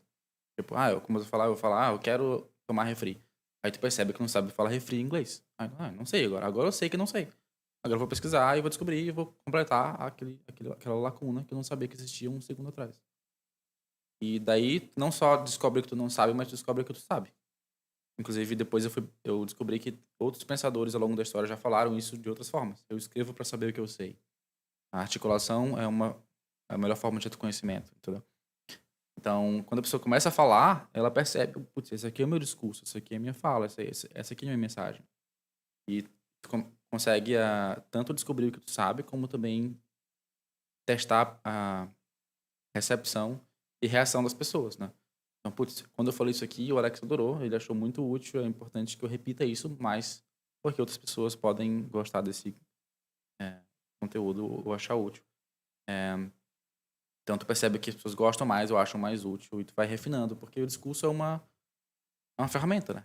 Não pode deixar a ferramenta guardada, tem que usar. É verdade. E sobre isso, cara, inclusive, essa questão das pessoas gostarem daquilo é algo sensacional, porque quando, tipo, eu comecei a fazer isso, né? Então, a minha meta era de todos os dias ler e todos os dias tirar uma reflexão. Aí eu pensei o seguinte, por que ao invés de eu ficar com a reflexão só pra mim, eu não passo a reflexão pra outras pessoas, né? Porque às vezes o cara tá só esperando uma oportunidade. E eu comecei a fazer isso.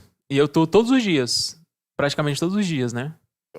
Fazendo isso. Eu leio e pra isso eu tenho que ler muito. Então eu sempre tive muita vontade de ser um leitor mesmo. E eu comecei a ler todos os dias pra me ter lições pra passar para pessoas. Isso me ajudou. Então o que eu fiz? Eu vou colocar lá no Insta. Se servir pra alguém, Bota no serviu. Stories. Eu boto no Stories. Serviu pra alguém, serviu. Se Pode não colocar no Twitter também. Aí tu tira o print e bota no feed. Isso. É porque eu deixei de mexer no Twitter. Eu tava muito aflorado lá no Twitter. Tava muito. Eu nunca Enfim. leio nada. Só Pois é. Mas é interessante pra fazer aquela. Enfim. Aí eu comecei a colocar no Story, cara. E quando eu coloquei, a primeira vez, eu fiquei muito assim, esperando logo o resultado, né? Tipo, pô, espero que alguma pessoa se sinta impactada com isso e tal. E quando eu fui por esse viés, eu não fui muito longe. Porque eu tava focando no resultado. No resultado de uma mensagem, de uma curtida. Eu acho que todo mundo que começa com conteúdo pensa muito nisso, né? E eu falei, cara, quer saber de uma coisa? Eu parei. Aí depois que eu parei, eu passei um bom tempo e voltei. Só que dessa vez que eu voltei, por eu não focar no resultado, no sentido de pessoas curtindo, pessoas compartilhando e falando, o grau de pessoas que vieram me agradecer por aquele conteúdo, de dizer, olha, cara, eu precisava muito ouvir isso, foi gigantesco, né?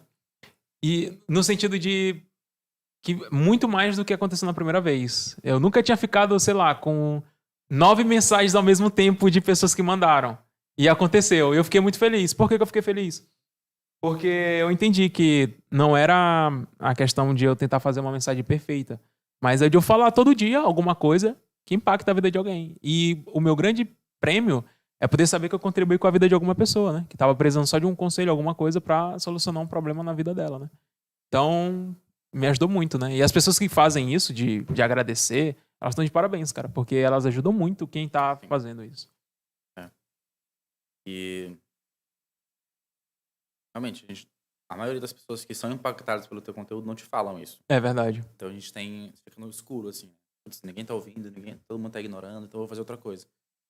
E, inclusive, novamente, né? É bom incentive seus criadores de conteúdos favoritos. Vai lá no direct, É verdade. gosto muito do teu conteúdo, tá me ajudando muito, continua, tudo, não para.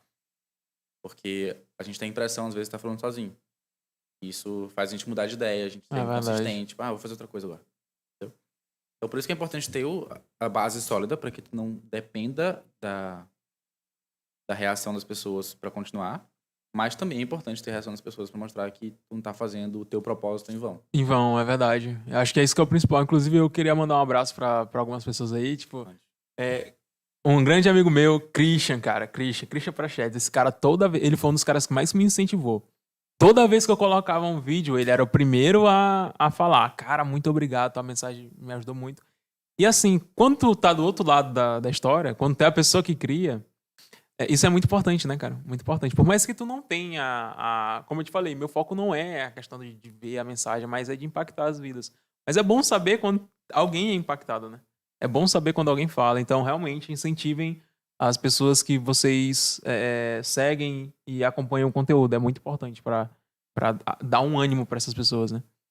E a questão da baleia, cara. Agora é a hora de Olha falar, aí, ó, cara. vamos revelar. Agora é a hora. Agora é a hora, cara. Vamos revelar. Certo. Tu quer a história completa? Completa, né, cara? Por favor. Não vou nem saber qual é a outra opção, né, cara? Tá Quero bom. saber a história completa. Eu vou contar a história semi-completa, porque se eu for Tem contar a parte completa é 2. muito detalhado. Ah, então beleza. Mas o que aconteceu foi, eu tava morando em Curitiba por 9 meses já, e eu vim aqui pra São Luís, pro aniversário da minha mãe também, que foi em maio do ano passado. E daí eu não quis voltar, quando eu falei que deixei tudo pra trás lá, né? Sim. Eu tava num momento muito de tentar me conhecer melhor. Eu tava muito num conflito entre dois personagens principais. Eu tinha acabado de ler um livro sobre arquétipos. Não arquétipos do Carl Jung, aqueles do Sim. herói ou governante, essas coisas. Mas arquétipos no sentido de símbolos e animais que te representam e te influenciam, entendeu? Então, se tu coloca várias fotos de leões na tua casa, tu vai subliminarmente ser influenciado por aquela imagem, porque aquele arquétipo do leão te transmite algumas sensações e tu acaba absorvendo um pouco da forma como o leão age. E eu tava tentando me posicionar como leão. Eu tava tentando ser o cara mais que é agressivo, que vai atrás, que consegue o que quer. Que não deixam de ser habilidades e tendências que podem ser produtivas. Mas era muito uma ideia de agressividade. Eu via muito no marketing, eu sempre vi no marketing, nas vendas, durante toda a nossa vida, né? Tipo, a oferta exclusiva, gatilho mental, saia na frente da concorrência, tipo, elimine a concorrência. Era sempre uma questão de luta, de sobrevivência, de escassez, de saber quem era o melhor, quem ia ganhar aquela luta, entendeu? E eu fui convidado para participar de um ritual xamânico em que a gente usava ayahuasca, que é um chá, medicina da floresta, né, como eles falam. E eu cheguei lá com essa ideia de, quero mais autoconhecimento e eu quero encontrar meu animal de poder. Animal de poder é um animal que te representa e que vive contigo ali e tal. Daí nessa experiência, eu conheci a baleia azul. E comecei a perceber e a criar vários, e receber e perceber os padrões. Se eu for falar em detalhes, tem uma narrativa gigantesca dessa noite, dessa experiência. Mas basicamente, eu conheci a baleia azul. Era um jogo de se matar, não. Hã? Baleia azul não era um jogo de se matar. tinha um jogo. Tem que fazer o rebranding da baleia azul, que tem um problema aí, né? Tem um problema. Tem também a própria ideia de ser uma baleia, né? Eu ouvi muito quando eu era criança, você mais gordo, assim, você é uma baleia. Mas é só questão de repetir uma ideia melhor até que ela substitua, né? Ele substitua na cabeça das pessoas. Pois é, e daí eu descobri a baleia azul no sentido de ser gigante sem diminuir ninguém. É o maior animal da Terra, é o maior mamífero que existe, e o maior animal, na verdade, sem contar com os fungos. E ela nasce pra ser gigante. Ela não precisa diminuir ninguém pra chegar lá. Inclusive, ela come, no caso da baleia azul, ela come krill e plânctons. Principalmente krills, que são tipo um camarãozinho. Um camarãozinho. Só que Depois eu descobri que a comida dela só existe porque ela existe. Sim. Sabe quando tu tira as cobras de um lugar e aumenta a população de ratos? Isso não acontece com baleias. As baleias azuis. É mesmo? Se tu tirar as baleias, diminuir a população da comida dela. Porque Caraca, ela que que vai lá bizarro. no fundo e traz pra Traz cima um eles. substrato orgânico que alimenta a alimentação dela, entendeu? Caraca, Então é um pô. ciclo Massa. perfeito, entendeu? Ela de fato não diminui ninguém pra chegar lá. Além disso, todas as baleias azuis são o maior animal do mundo. Claro que tecnicamente existe uma que é maior de todo mundo, né? Mas não vem ao caso. Mas todas elas são o maior animal do mundo, entendeu? Então podem haver bilhões de baleias uma do lado da outra, nadando juntas. Tanto que a hashtag que eu uso hoje é gigantes nadam juntos. E eu vim com essa proposta de ter gigantes sem diminuir ninguém. De ser um marketing colaborativo. Ter uma venda carinhosa e amorosa, ao invés de destrutiva e escassa, entendeu? E de pega lá e não deixa ninguém passar.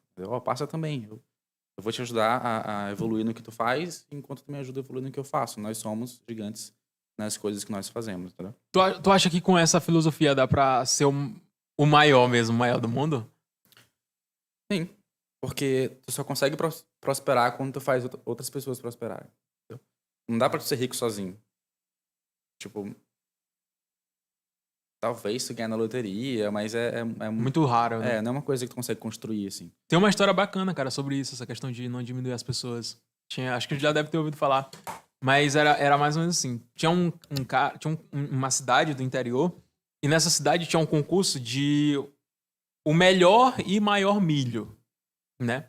E aí, todo ano, a mesma pessoa ganhava.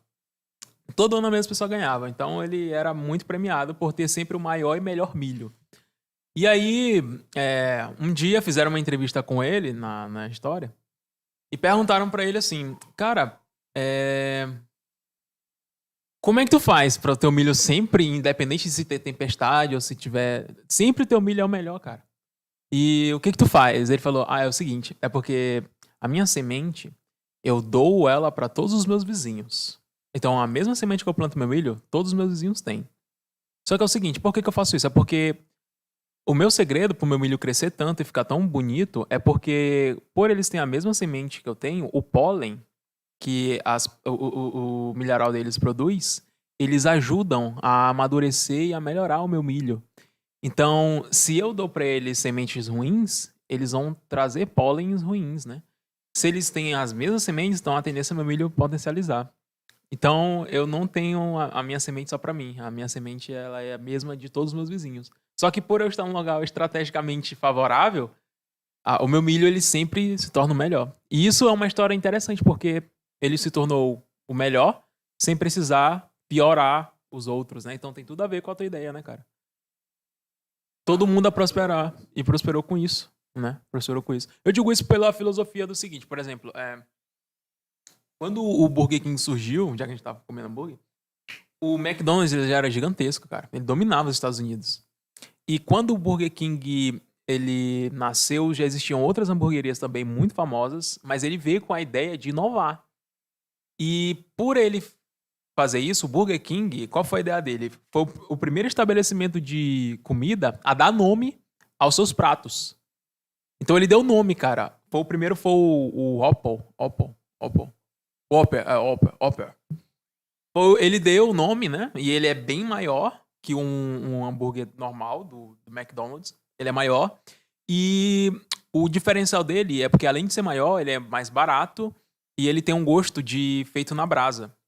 Ele fez uma máquina, inclusive, eu olhei essa máquina no Burger King, que eu fui só pra ver essa máquina. Realmente, eles têm essa máquina. A máquina, ela solta uma labareda. Ela fica soltando pra ele ter o gosto de como se ele fosse feito na brasa. Então, realmente, ele tem esse gosto. E foi o diferencial. Só que quando ele começou a crescer e chegou lá no o McDonald's, ele começou a incomodar o McDonald's, o dono do McDonald's falou assim, isso tem um documentário, né, produzido pelo canal History Channel. Ele falou assim, cara, ele chegou, cara, eu quero te conhecer porque tu foi minha inspiração, né, e tal. Aí ele, beleza, cara, mas eu quero te dizer uma coisa. Se eu olhasse o meu concorrente se afogando, eu ia jogar uma âncora pra ele. E na hora foi o que despertou ele. Ah, já que é pra ser assim, então tu vai ver o que eu vou fazer agora. Aí começou a disputa, né? Entre eles dois e gigantes do lanche, né? Porque eles dois são os maiores. É tipo a Coca-Cola e a Pepsi, né? Mas é porque é uma metodologia, a filosofia desse cara é totalmente diferente da tua, né? Em vez de ele ir na parada, não, cara, eu vou te ajudar, porque te ajudando, tu vai me dar uns feedbacks pra me melhorar. Que eu posso fazer diferente. E a tua não. A tua é já de ajudar o cara. Tá precisando de quê, cara? Vou te ajudar, vou te dar uma força pra tu criar tua marca, né? Bem interessante essa ideia, cara. Parabéns aí. Obrigado. E tem outra história da Coca-Cola, inclusive uma das postagens que eu mais gostei de criar e que mais teve resposta no meu Instagram, que chama-se Uma Baleia num Aquário. Uma baleia no aquário? E conta a história da Coca-Cola com a Pepsi, né? Então, Coca-Cola tinha 35% do mercado de refrigerantes nos Estados Unidos. E eles estavam meio sufocados ali. Putz, por onde é que eu vou crescer? Tipo, tem um monte de refrigerante aqui, tem a Pepsi, que é a segunda maior, e elas não vão deixar a gente crescer. Daí, a Coca-Cola contratou um cara chamado Carlos Goizueta, se não me engano. Sei que o sobrenome é Goizueta, talvez seja Carlos. E ele chegou lá e perguntou pra equipe, galera, quem é o principal concorrente da Coca-Cola? Aí todo mundo falou, Pepsi. Aí ele falou, não, o principal concorrente da Coca-Cola não é a Pepsi. O principal concorrente da Coca-Cola é a água, o chá, o café, o suco, o leite e tudo que preencha um espaço no estômago humano. Entendeu? E daí, eles pararam de se preocupar com a Pepsi e começaram a se preocupar com os líquidos. Eu quero não conquistar o mercado americano, mas conquistar o espaço do estômago humano.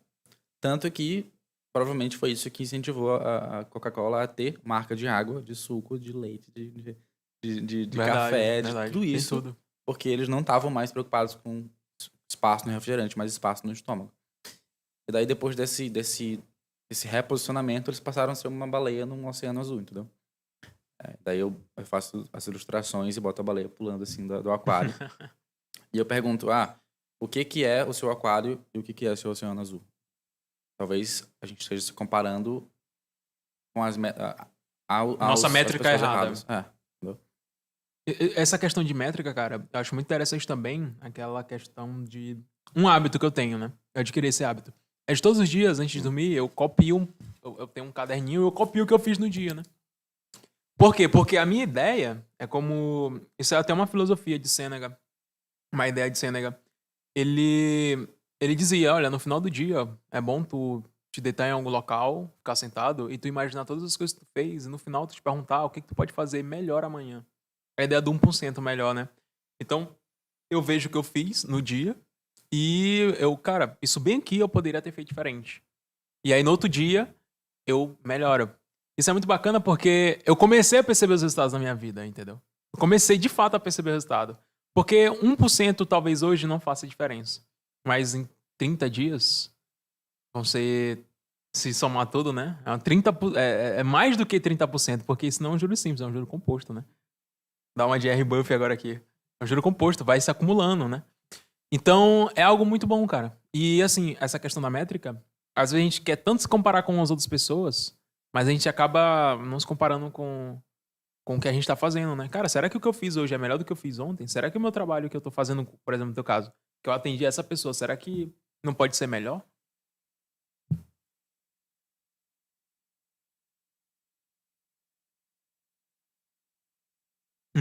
Isso. É o porcento melhor, a ideia.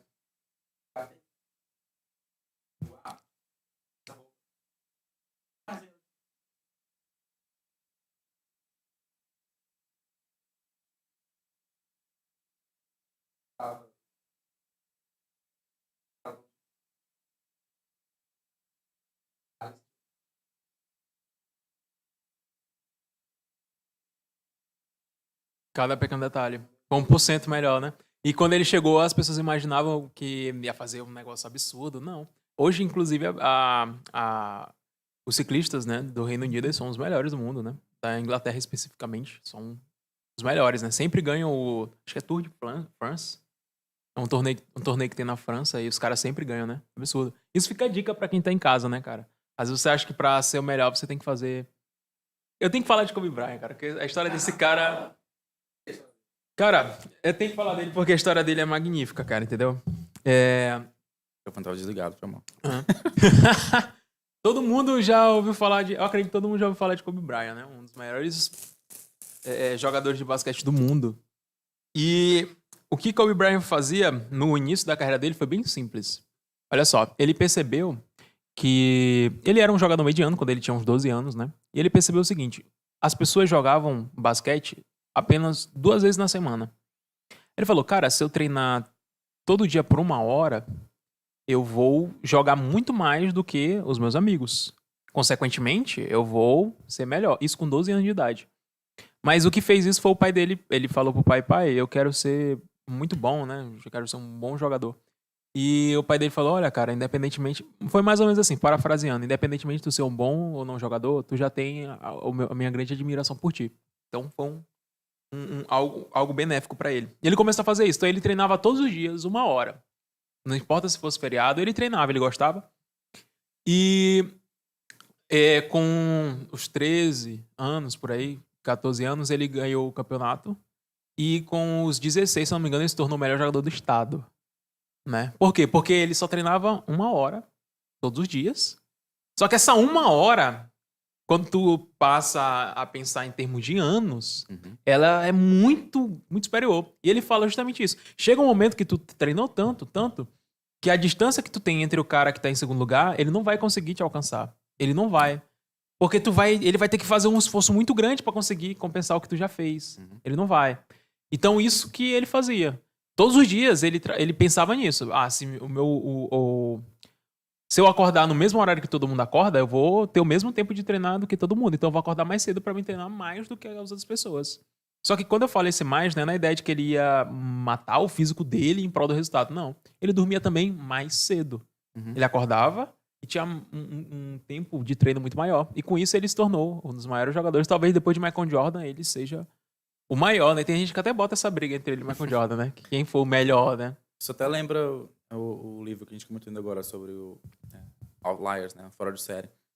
Que ele fala de crianças que nasceram em janeiro terem mais vantagem em relação a crianças que nasceram em novembro ou dezembro.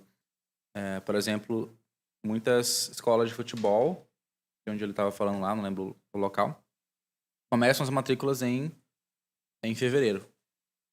Então, se tu nasce em janeiro, tu tem que ter 10 anos de idade e tem que se inscrever em fevereiro. Nasceu em janeiro, tu já tem 10 anos de idade em janeiro, tu se inscreve. E pra quem tem 9 anos de idade em fevereiro, que vai fazer aniversário só depois, vai se inscrever só ano que vem, entendeu? Então, a pessoa nasceu no mesmo ano, mas nasceu em meses diferentes e não consegue se inscrever naquele ano, se inscrever só no ano seguinte.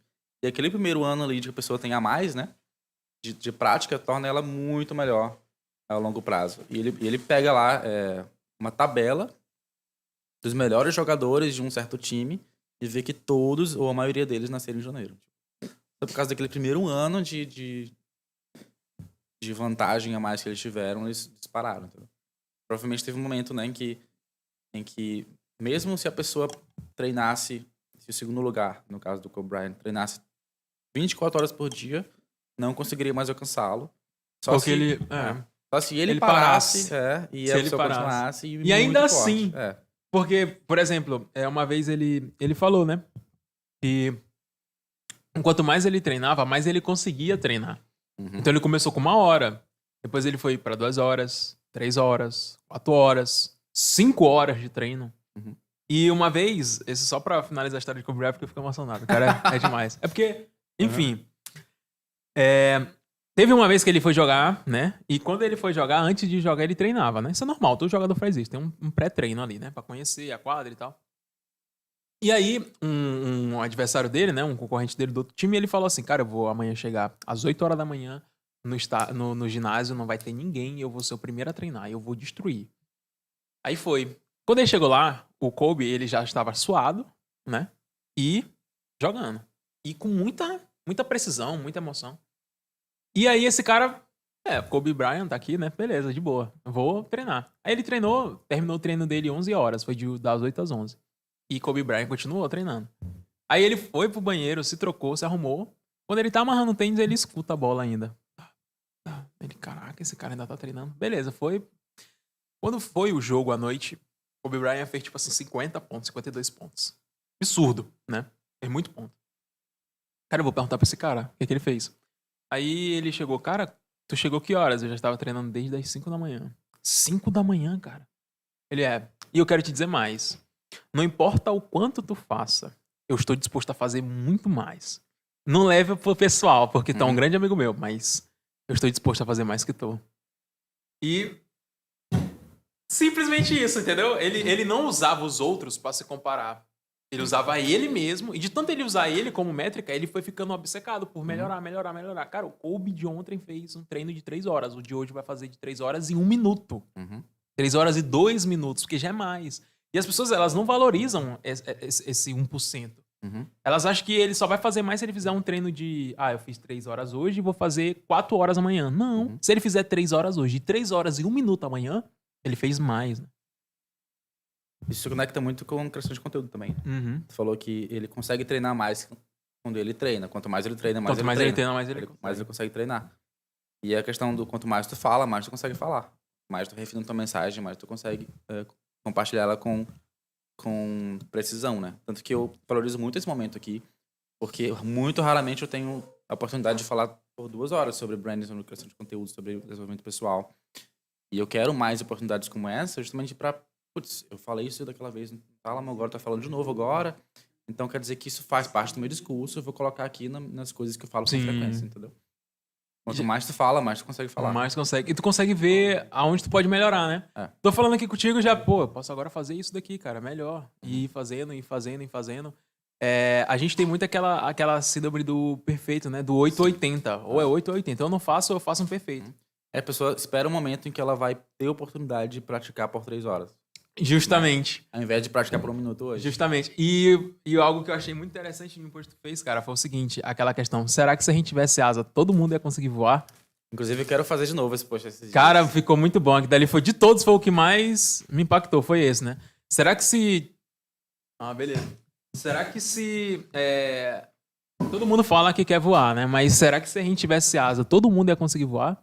E tu citou lá o exemplo, né? Cara, inclusive, tu pode até falar um pouco desse post aí. Que ficou muito um dos textos que eu mais gostei de ter escrito. Inclusive, no meu podcast, que é o Aprendedor, eu falo mais sobre como surgiu essa ideia. Mas o discurso é basicamente esse. Se tu tivesse asas, tu voaria? Aí eu pergunto, sim ou não? A pessoa diz, sim. Mas peraí, eu não tô perguntando se tu gostaria de voar, mas tu conseguiria voar. Aí, como assim? Certo. Se tu tem 2 braços, tu consegue fazer 50 flexões agora? A maioria fala que não. Tem 2 pernas. Tu consegue correr por 5 km agora? A maioria fala que não. Se tu tem um pulmão, né? Tu tem um pulmão, você tá me ouvindo. Tu consegue ficar 4 minutos embaixo d'água sem respirar? Provavelmente não. Então, tu tem esses 3 elementos que são extraordinários do corpo humano e tu nunca praticou nenhum deles a ponto de fazer uma coisa extraordinária com eles. Então, quem diria que se tu tivesse uma asa, tivesse um par de asas, tu conseguiria voar? Mas, Gustavo, se eu tivesse nascido com asas, eu teria praticado desde criança para hoje eu conseguir voar. Será? Porque tu tem perna desde criança, tu não praticou não é maratonista, né? Mas, Gustavo, tá bom, agora que tu me chamou a atenção, eu vou treinar no próximo mês para eu conseguir voar mês que vem. Será? Porque a maioria das pessoas não faria isso. Eu sei que talvez tu conseguiria fazer, mas a maioria de nós não conseguiria. Ou não faria isso, de se dedicar a treinar a partir de agora. Daí, o nosso sonho alado, eu termino o texto assim, nosso sonho alado seria resumido 10 pessoas que conseguem voar e 90% não conseguem. Galinhas primatas. Tipo, pessoas com asas, mas que não levantam do chão. Aí eu pergunto no final, você é águia ou galinha? Aí fica 50%. 50% águia e 50% galinha. Muito massa. Isso é muito legal, porque se eu tivesse perguntado pra ti se tu é uma águia ou galinha antes de eu te falar isso, provavelmente eu diria que era uma águia. Sempre, né? Sempre. A gente vai sempre... Porque a gente acredita que nossa versão futura é muito mais produtiva do que ela de fato vai ser. E por que tu gostou desse texto? Eu gostei porque foi justamente sobre a questão de fazer o melhor com o que eu tenho, né, cara? Então, eu tenho pernas, mas eu não sou maratonista. Uhum. Mas eu não uso essa ideia de maratona pra me qualificar a minha perna, né? Eu posso começar hoje correndo 100 metros. E amanhã correr 200. Essa ideia do 1%, cara, ela é muito forte. Isso que me impactou. Porque eu fiquei assim, realmente, cara, se eu tivesse aulas, talvez eu não ia conseguir voar. Mas eu só ia conseguir voar se eu começasse a praticar. Então a prática, ela ia me levar ao resultado. E não me comparando com um excelente voador, né? Um Boeing. Não.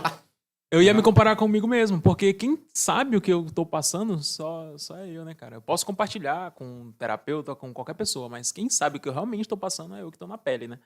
Então, isso foi a parte marcante da conversa da história, né? O fato de, se eu tivesse será que eu varia? Mas eu precisaria pelo menos começar a treinar pra poder conseguir chegar longe, né? E quando eu compartilhei esse texto com um amigo meu, que ele é professor de literatura inglesa nos Estados Unidos. Ele é de lá, né? O Jeff. E ele adorou esse texto, ele achou magnífico. E a gente começou a extrapolar esse universo distópico, assim, de pessoas que voariam em níveis diferentes.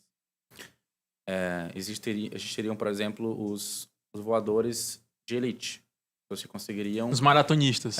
Chegar muito mais alto e muito mais longe. E provavelmente haveriam prédios que só eles poderiam acessar. Do outro lado do espectro, haveriam pessoas que tocam no chão. E o chão seria a coisa mais suja que você pode pensar.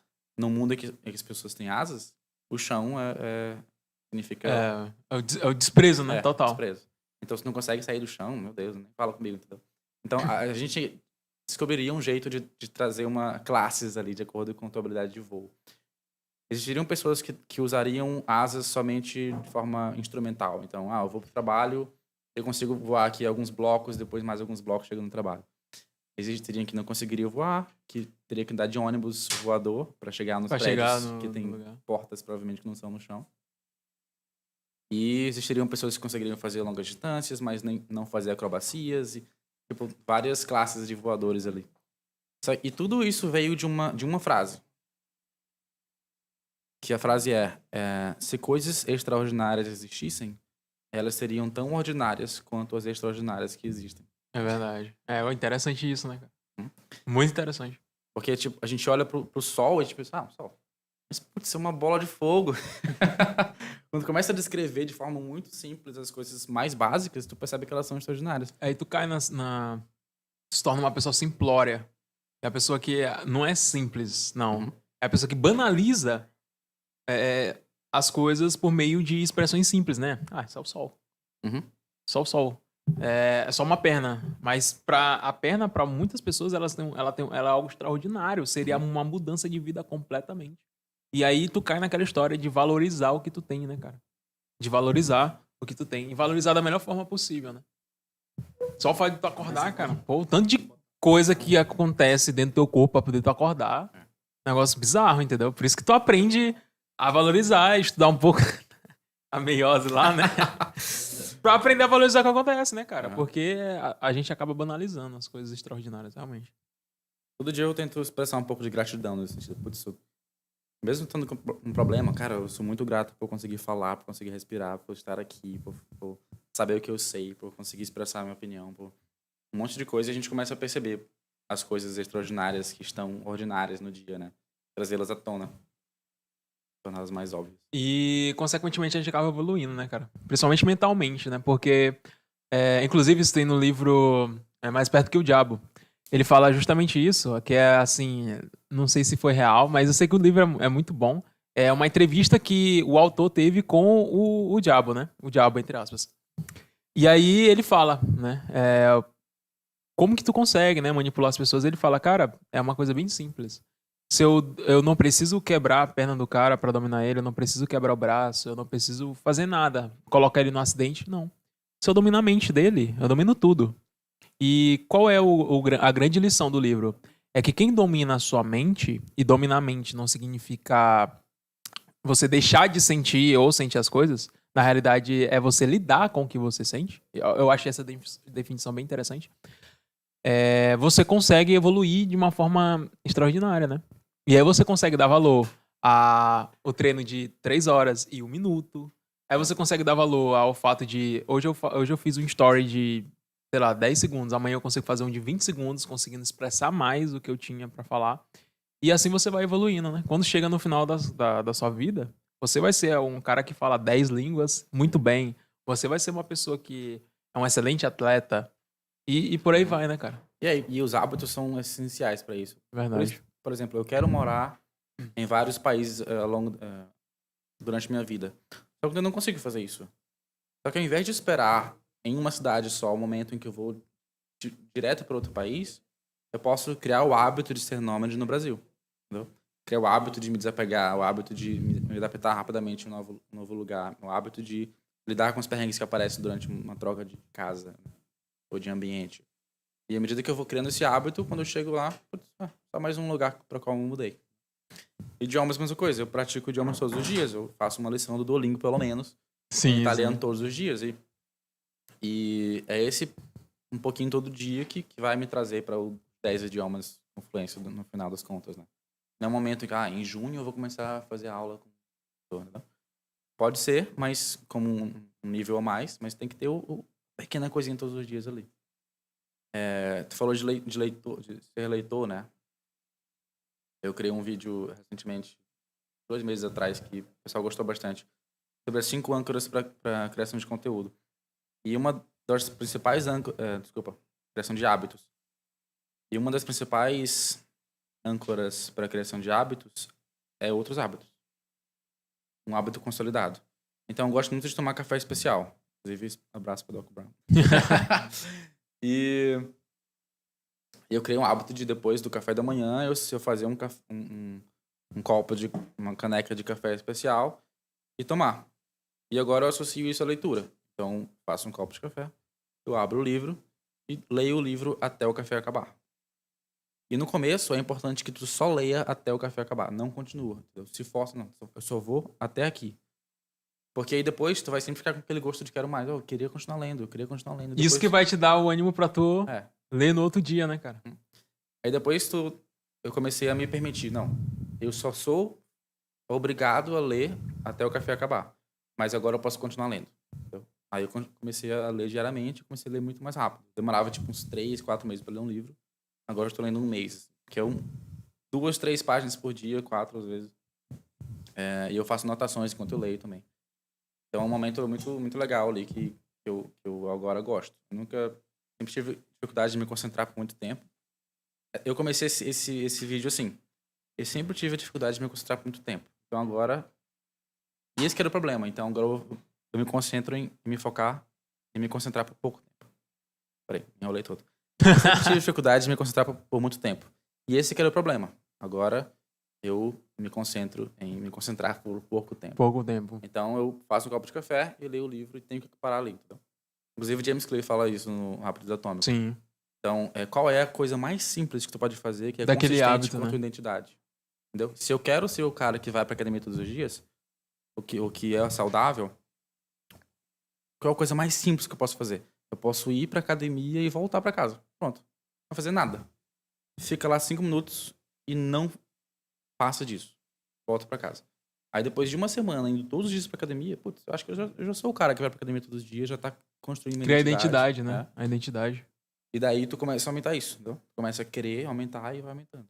E uma das frases principais, uma das lições principais do James Clear pra mim é: os seus hábitos criam sua identidade e sua identidade mantém os seus hábitos. Mantém os seus hábitos, é verdade. Então, se tu vai pra academia todos os dias, tu se torna o cara que vai pra academia todos os dias. E agora, pra continuar sendo essa pessoa, a gente continua indo pra academia todos os dias. A gente é muito protetivo quanto à nossa identidade. Assim que a gente se torna uma coisa, a gente quer continuar sendo. Quer continuar sendo. E isso se conecta com a ideia da crítica que o Carnegie fala no Como Fazer Amigos e Influenciar Pessoas. É verdade. Quando tu critica alguém, a pessoa assume muito mais forte aquela posição que não era tão forte assim. Mas só porque agora tu ofereceu uma coisa oposta, agora ela tem que defender quem ela é. Porque aquela opinião faz parte de quem ela é. E é justamente o oposto quando é um elogio, né? Quando é um elogio, a reação é totalmente diferente, né, cara? Totalmente diferente. Inclusive, no Mais Perto que o Diabo, ele fala isso, né? Que ele chega ele fala assim, cara, depois que tu tenta de tudo e tu não consegue dominar a mente da pessoa, o que tu faz? Ele, tem uma arma que eu uso, essa arma é especial. Aí ele imaginou 1 milhão de coisas, falou, qual é a arma? É a bajulação. Eu achei genial, ele, é a bajulação. Aí ele, mas por que a bajulação? O homem, ele pode ser muito forte contra uma crítica. Pode ser indestrutível. Mas ninguém é forte contra um elogio. Você se desarma. E aí, quando se desarma, eu vou fazer o oposto do elogio, que é bajular. Que é aquele elogio maldoso, né? Ao ponto de tirar a pessoa e deixar ela na zona de conforto. E aí, a forma quando ele diz lá, né? E é bem interessante, porque se parar pra pensar, nós somos muito fracos para o elogio. Chega uma pessoa e fala assim, Gustavo, eu não gostei da tua camisa, cara. Mas falou, caraca, Gustavo, tu é genial, cara, essa marca ficou muito... Cara, tu te desarma, tu não tem nem o que falar, né? Então tu fica, realmente, né, cara, pô, realmente, pensar nessa ideia aqui, né, nessa ideia aqui, nessa logo foi genial, né, pô. Sinceramente, a gente brinca do contrário, né? A gente fala, não é tão boa assim não, e tal. Não, e inclusive na parte da gente... na parte da gente... Isso é até um pouco polêmico, mas é verdade. Vou aproveitar aqui que a gente tá chegando no final pra falar. Porque, assim, a gente criou aquela ideia de que a gente se baseia pela mediocridade. Como assim? Digamos que... Bom, vou pegar aqui a D Presente. Eu chego pro proprietário da D Presente, o Esdras. Um grande abraço para o Esdras. Will, tô certo, né? O Will tá ali, cara. Pô, o Will tá aí, cara. Meu Deus. Então, é o próximo, né? Eu chego pra ele, cara, parabéns, tua agenda ficou excelente, né? Inclusive, eu vou até mostrar de novo aqui, porque ficou muito boa, cara. Tua agenda ficou excelente. E quando eu digo isso pra ele, ele, pô, cara, realmente, né? Pô, muito obrigado e tal. Ele vai... Porque se ele dizer, não, cara, minha agenda realmente ficou muito boa, cara, muito boa. Aí a gente vai dizer, meu Deus, esse cara é desumilde, esse cara é orgulhoso. Sendo que o que isso acontece? Quando você... Como eu te falei lá do exemplo, né? Quando você chega pra uma pessoa e reconhece, cara, eu reconheço, realmente, eu fiz um bom trabalho aqui. E aí a pessoa vem com o elogio, na realidade, aquele elogio dela, ele tem um efeito contrário. Mas o que eu posso fazer pra essa pessoa, pra surpreender a pessoa que veio me elogiar? Entendeu? Olha como é a sacada, né? O que eu posso fazer pra surpreender essa pessoa? Então, ao invés de eu dizer, cara, muito obrigado. Realmente, cara, ficou muito bom. Obrigado pela sua opinião. E eu vou encontrar uma forma de melhorar pra tu me elogiar de novo. Isso é um pensamento muito produtivo, porque geralmente o que acontece é que a gente quer agradar quem criticou. Isso. Né? A gente fica, putz, se aquela única pessoa não gostou, o que eu posso fazer pra ela Porque é muito gostar? fácil criticar, cara. É difícil elogiar. É difícil. Mas é fácil criticar. É muito fácil. Agora, se tu quer agradar quem te elogiou, como é que tu vai surpreender essa pessoa pra ela te elogiar de novo? Porque o crítico é muito fácil, ele vai te criticar sempre. Mas pra te elogiar de novo, tu tem que ser algo melhor, entregar o melhor. E aí tu não te baseia pela mediocridade. Tu vai te baseando pelos melhores e maiores, entendeu? Super interessante.